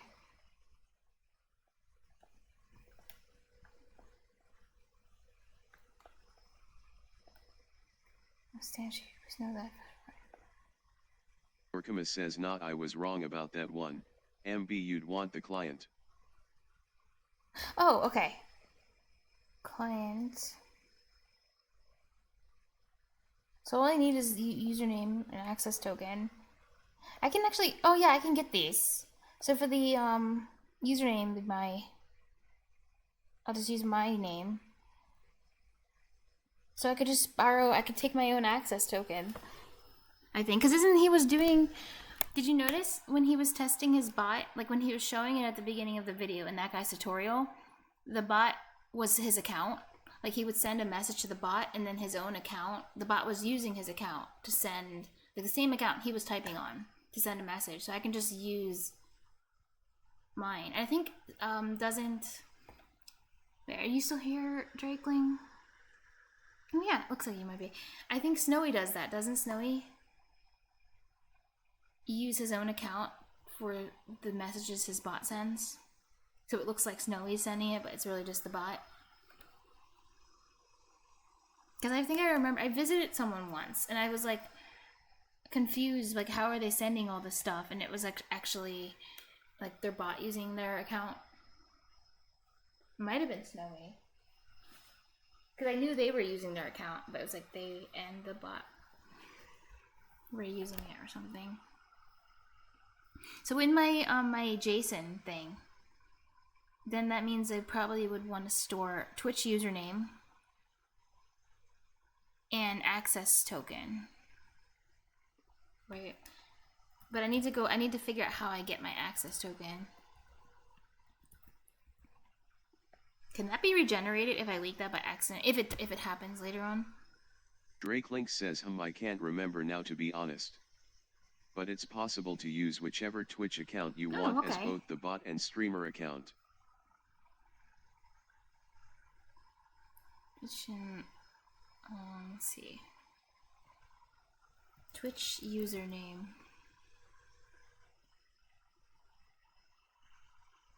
What do they have? Access token.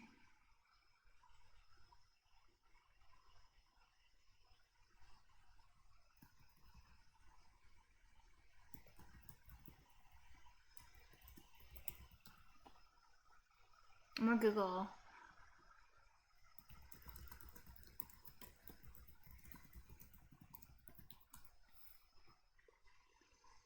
Is it really OAuth? Is that the only access token they have?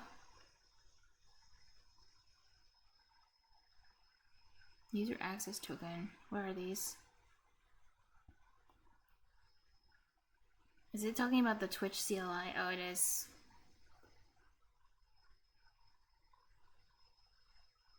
Or user access. So I need my I could probably do something where I like make something for my bot and get like a special token for it. But I could just like use mine too.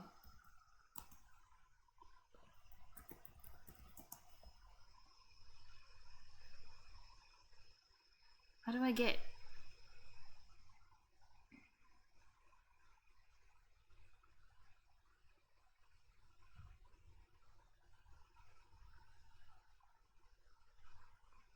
I don't even know how I would get my own though. Okay, maybe it's something like if I look through my Twitch settings, it'll show like a token or something in there. I know there's like stream key. I've seen that before. And then it's all like, don't share your stream key with anybody.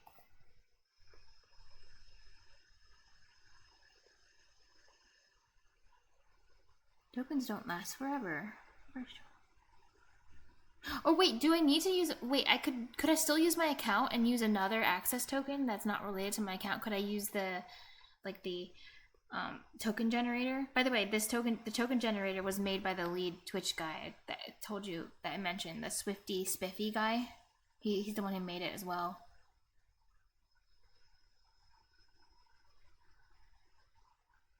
Oh. Okay. So for this, would I have to make a new Twitch account specifically for the bot for this to work, or like I'm not sure if I can just use, or I'm not sure how these token things work.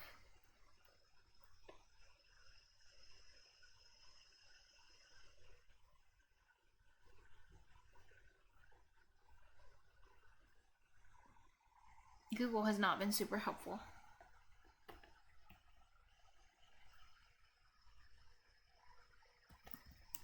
I'll try again.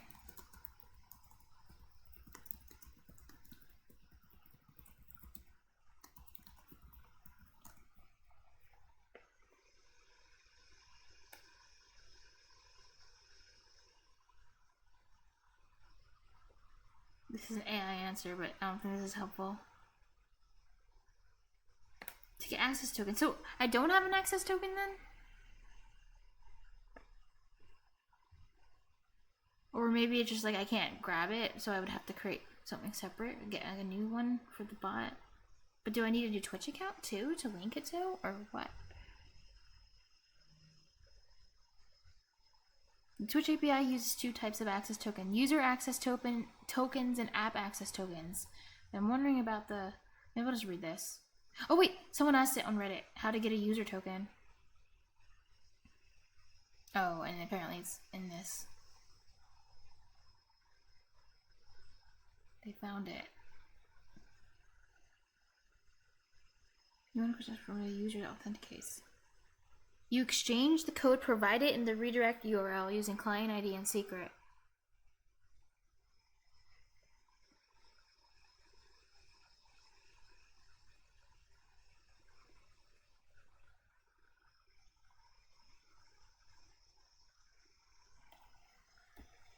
I need a user or app. Oh, depending on what you need. Oh, they're the same thing, but one has like more privileges or something. The simple difference between the two types is that a user access token lets you access a user's sensitive data with their permission. Oh, what? Oh, so wait, user's the higher one. An app access token lets you access their non-sensitive data only and doesn't require the user's permission.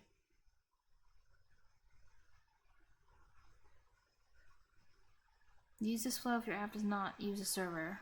I think I want this one. For example, use this flow if your app is a client-side JavaScript app or mobile app. Implicit grant flow. This flow is meant for apps that don't use a server, just client-side JavaScript apps or mobile apps. To get a user access token, navigate the user to authorize. For example, for services of website, you can add an HTML hyperlink for the user to click. Parameters. Specify the following query parameters as appropriate for your application. Register client ID.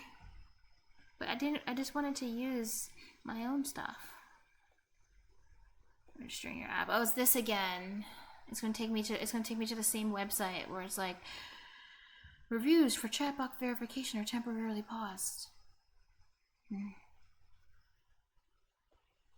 Do I really have to do this?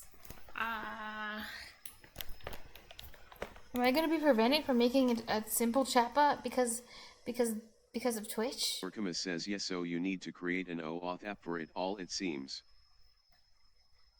So now I'm stuck, but I'm stuck because it's not my fault, because Twitch won't let me move forward with making my bot, and that's why I'm like stuck now? That feels bad. It feels bad, man. No. We're making Orkamus so says, much well, progress you can on write our the code. child. You just won't be able to test until you can get app creds. That's dumb, but then that means my bot can't do anything because it can't access it can't do anything. It can't type. It can't do things. What's the point? TST_100 says, sad face. The worst part is they don't even give in this stupid thing. They don't even get like a time estimate. Like it could be forever.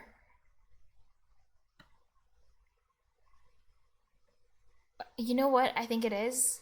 You know what I think happened? I saw a post. Says Bible I don't Gum. know when it was, but it was. Remember how I said I went on Spiffy or whatever their name is?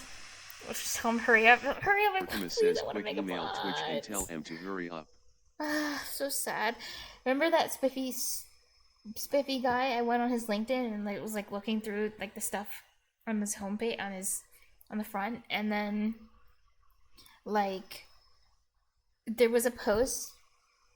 Oh, it showed the other people who worked on his team. There were two others, like the lead developer people, and I clicked on like another one, and then he had a post that he made on LinkedIn saying, I don't know when it was, like a few months ago, a year ago, who knows, so sometimes recent, but he's like, we laid off like 300 of our employees or something, like if anyone is like looking to hire people, like we have recommendations. Like that's basically what the post said, like that they laid off a bunch of people.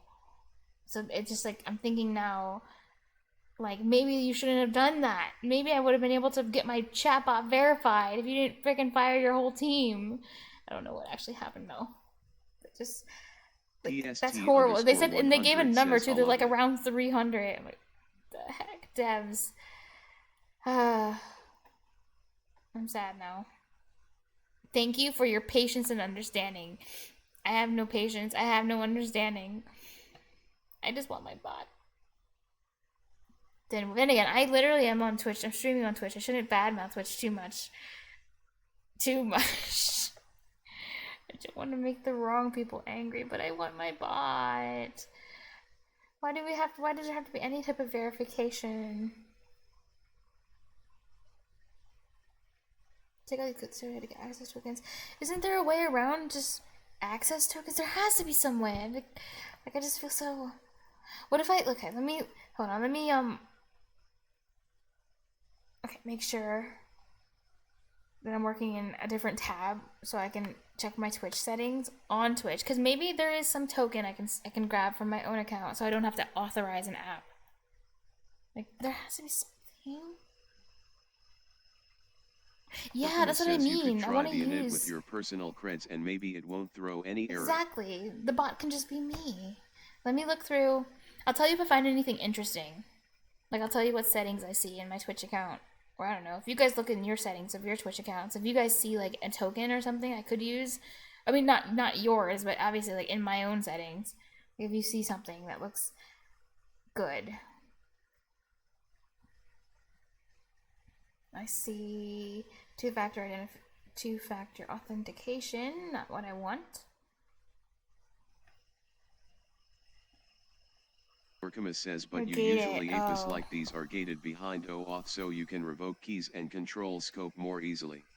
Is that why they exist? Because it makes it easier to revoke if something goes wrong, and we said scope. So that's the purpose of this OAuth thing.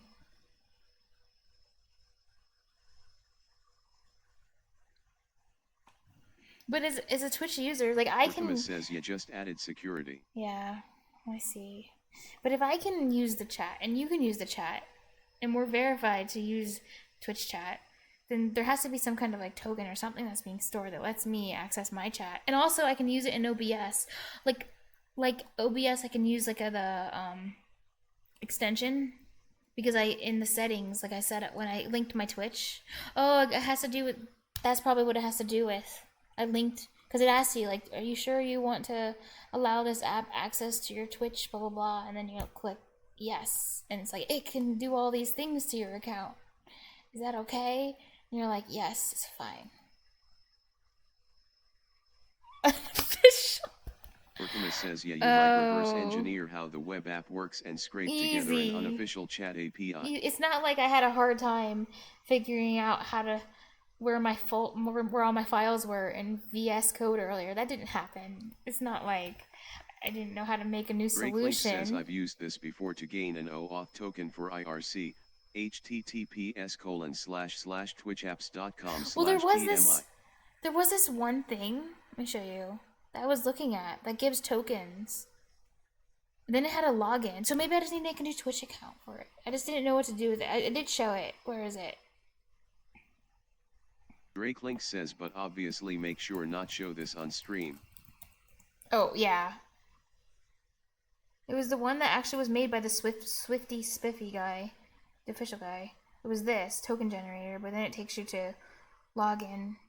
But I just don't know if I need to, and there's secret client ID. Do I need to make a whole new Twitch account so it won't be... TE4 Ryan says, okay, I don't know how, but I was able to register an app on Twitch Dev Console. Right now? Like you were testing it and it just... What? Was it a chatbot or was it something else? What? Maybe I should try doing that then. Surprised face. Is there a pop-up message? It was just lying to me? Lying to us? Oh my god, okay. They're lying! TE4 Ryan says, yeah, a chatbot. Maybe they have that message to try to discourage people from submitting stuff so that they have less work on their end. But that would be really mean. Just saying. Or maybe they have so little developers now working for Twitch that somebody forgot to take it down. Anyway. Okay, so I'll try doing that then. That's what I'm supposed to do, right? Or maybe... TE4 Ryan says, I think they fired the person who was supposed to take care of the message. The front end guy just doesn't have a job anymore. So that's why the message, I swear to God, it's been up for so long. Oh, that's fine with me. It doesn't need to have the permissions to ban. Why? I don't even want my bot to ban everyone. You know? That would be so sad. That's what... TE4 Ryan says, yeah. Saribot is the one who bans all those people who are like free and cheap viewers on like bighotel.com. So, yeah. I can just leave that to Saribot. And tokens for use tool. TE4 Ryan says also. So tell me, TE4 Ryan, how does this process work? TE4 Ryan says you need to 2FA enabled before you can register. I'm also really confused if I need to... So what did you use your own account for this? You didn't make a new account, right? It's just like you used your... Actually, I do need two-factor enabled to even become a... To do... If I want to be a Twitch... Oh my god. To go through the Twitch affiliation onboarding... Ryan says, affiliation? Yeah, I meant affiliate. To go through the Twitch affiliate onboarding, I need to enable 2FA anyway, so... In your account. Okay. Thank you. Thank you for doing Ryan this. Says, calm down, XD. T. Ryan, you're so nice. Because who knows, with how weird, how broken some of the stuff seems. Like, I don't know, it could have, like, it could have, like, deleted your Twitch account or something bad could have happened. But you did it. You did it for us. You did it for science. You tested to make sure nothing... Yeah, crazy what happened. By the way, anything, I mean, it's not going to be anything that any of you, because you guys are actually really good. So this won't be anything that any of you can't do yourselves, but anything you see me do with the Twitch bot, like, what's mine is yours, like, code-wise. I'm just saying, like, I'm happy to share anything I write, because you guys share everything with me when it comes to helping out. I appreciate TE4 it. Ryan says it would have been really funny if it just deleted my account for Because registering it deleted your account, and then you get an email saying, like, you can't follow instructions. So clearly, you're not a developer. We want to have around, like, about the banner. That would have been very messed up. Make a public repo. But what if I accidentally leak, because I'm stupid, and I copy and paste my key, my token, my OAuth in my social security number and my bank account.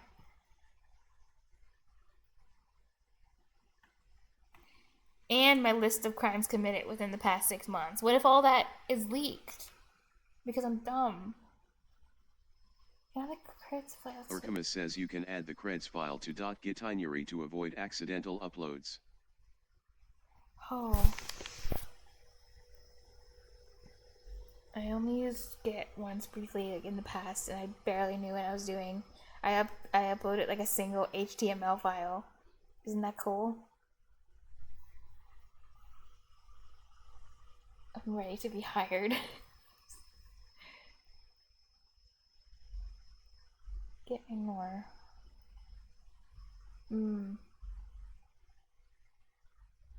Or I can copy and paste all my code into Twitch chat, and then you guys can just copy it that way. That's the professional way to do things. Do it through Twitch chat. You can do that. It doesn't get much harder. Oh, well, says if you can do that's that, a relief. I hope so. It doesn't get much harder. I pray. I watched a video. Maybe I'll link it. I'll link it for you guys. But I watched a video about Twitch that genuinely like kind of freaked me out. Hold on. Actually, maybe it's worth showing. Tell me what you think. It's kind of long, so you might not actually be able to watch it for like a while if you do end up watching it at all. TE4 Ryan says it's fine.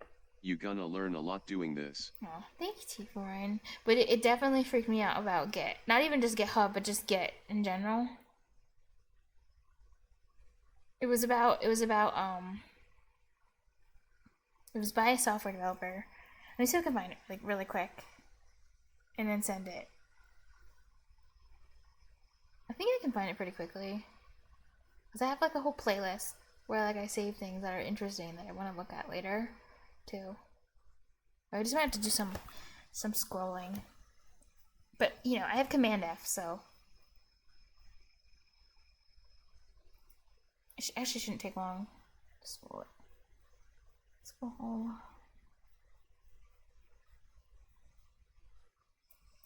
Let's see. Git. Orkama says yeah, I be bookmarking everything. There, this one. Oh, this it isn't even like super long, but it is kind of long.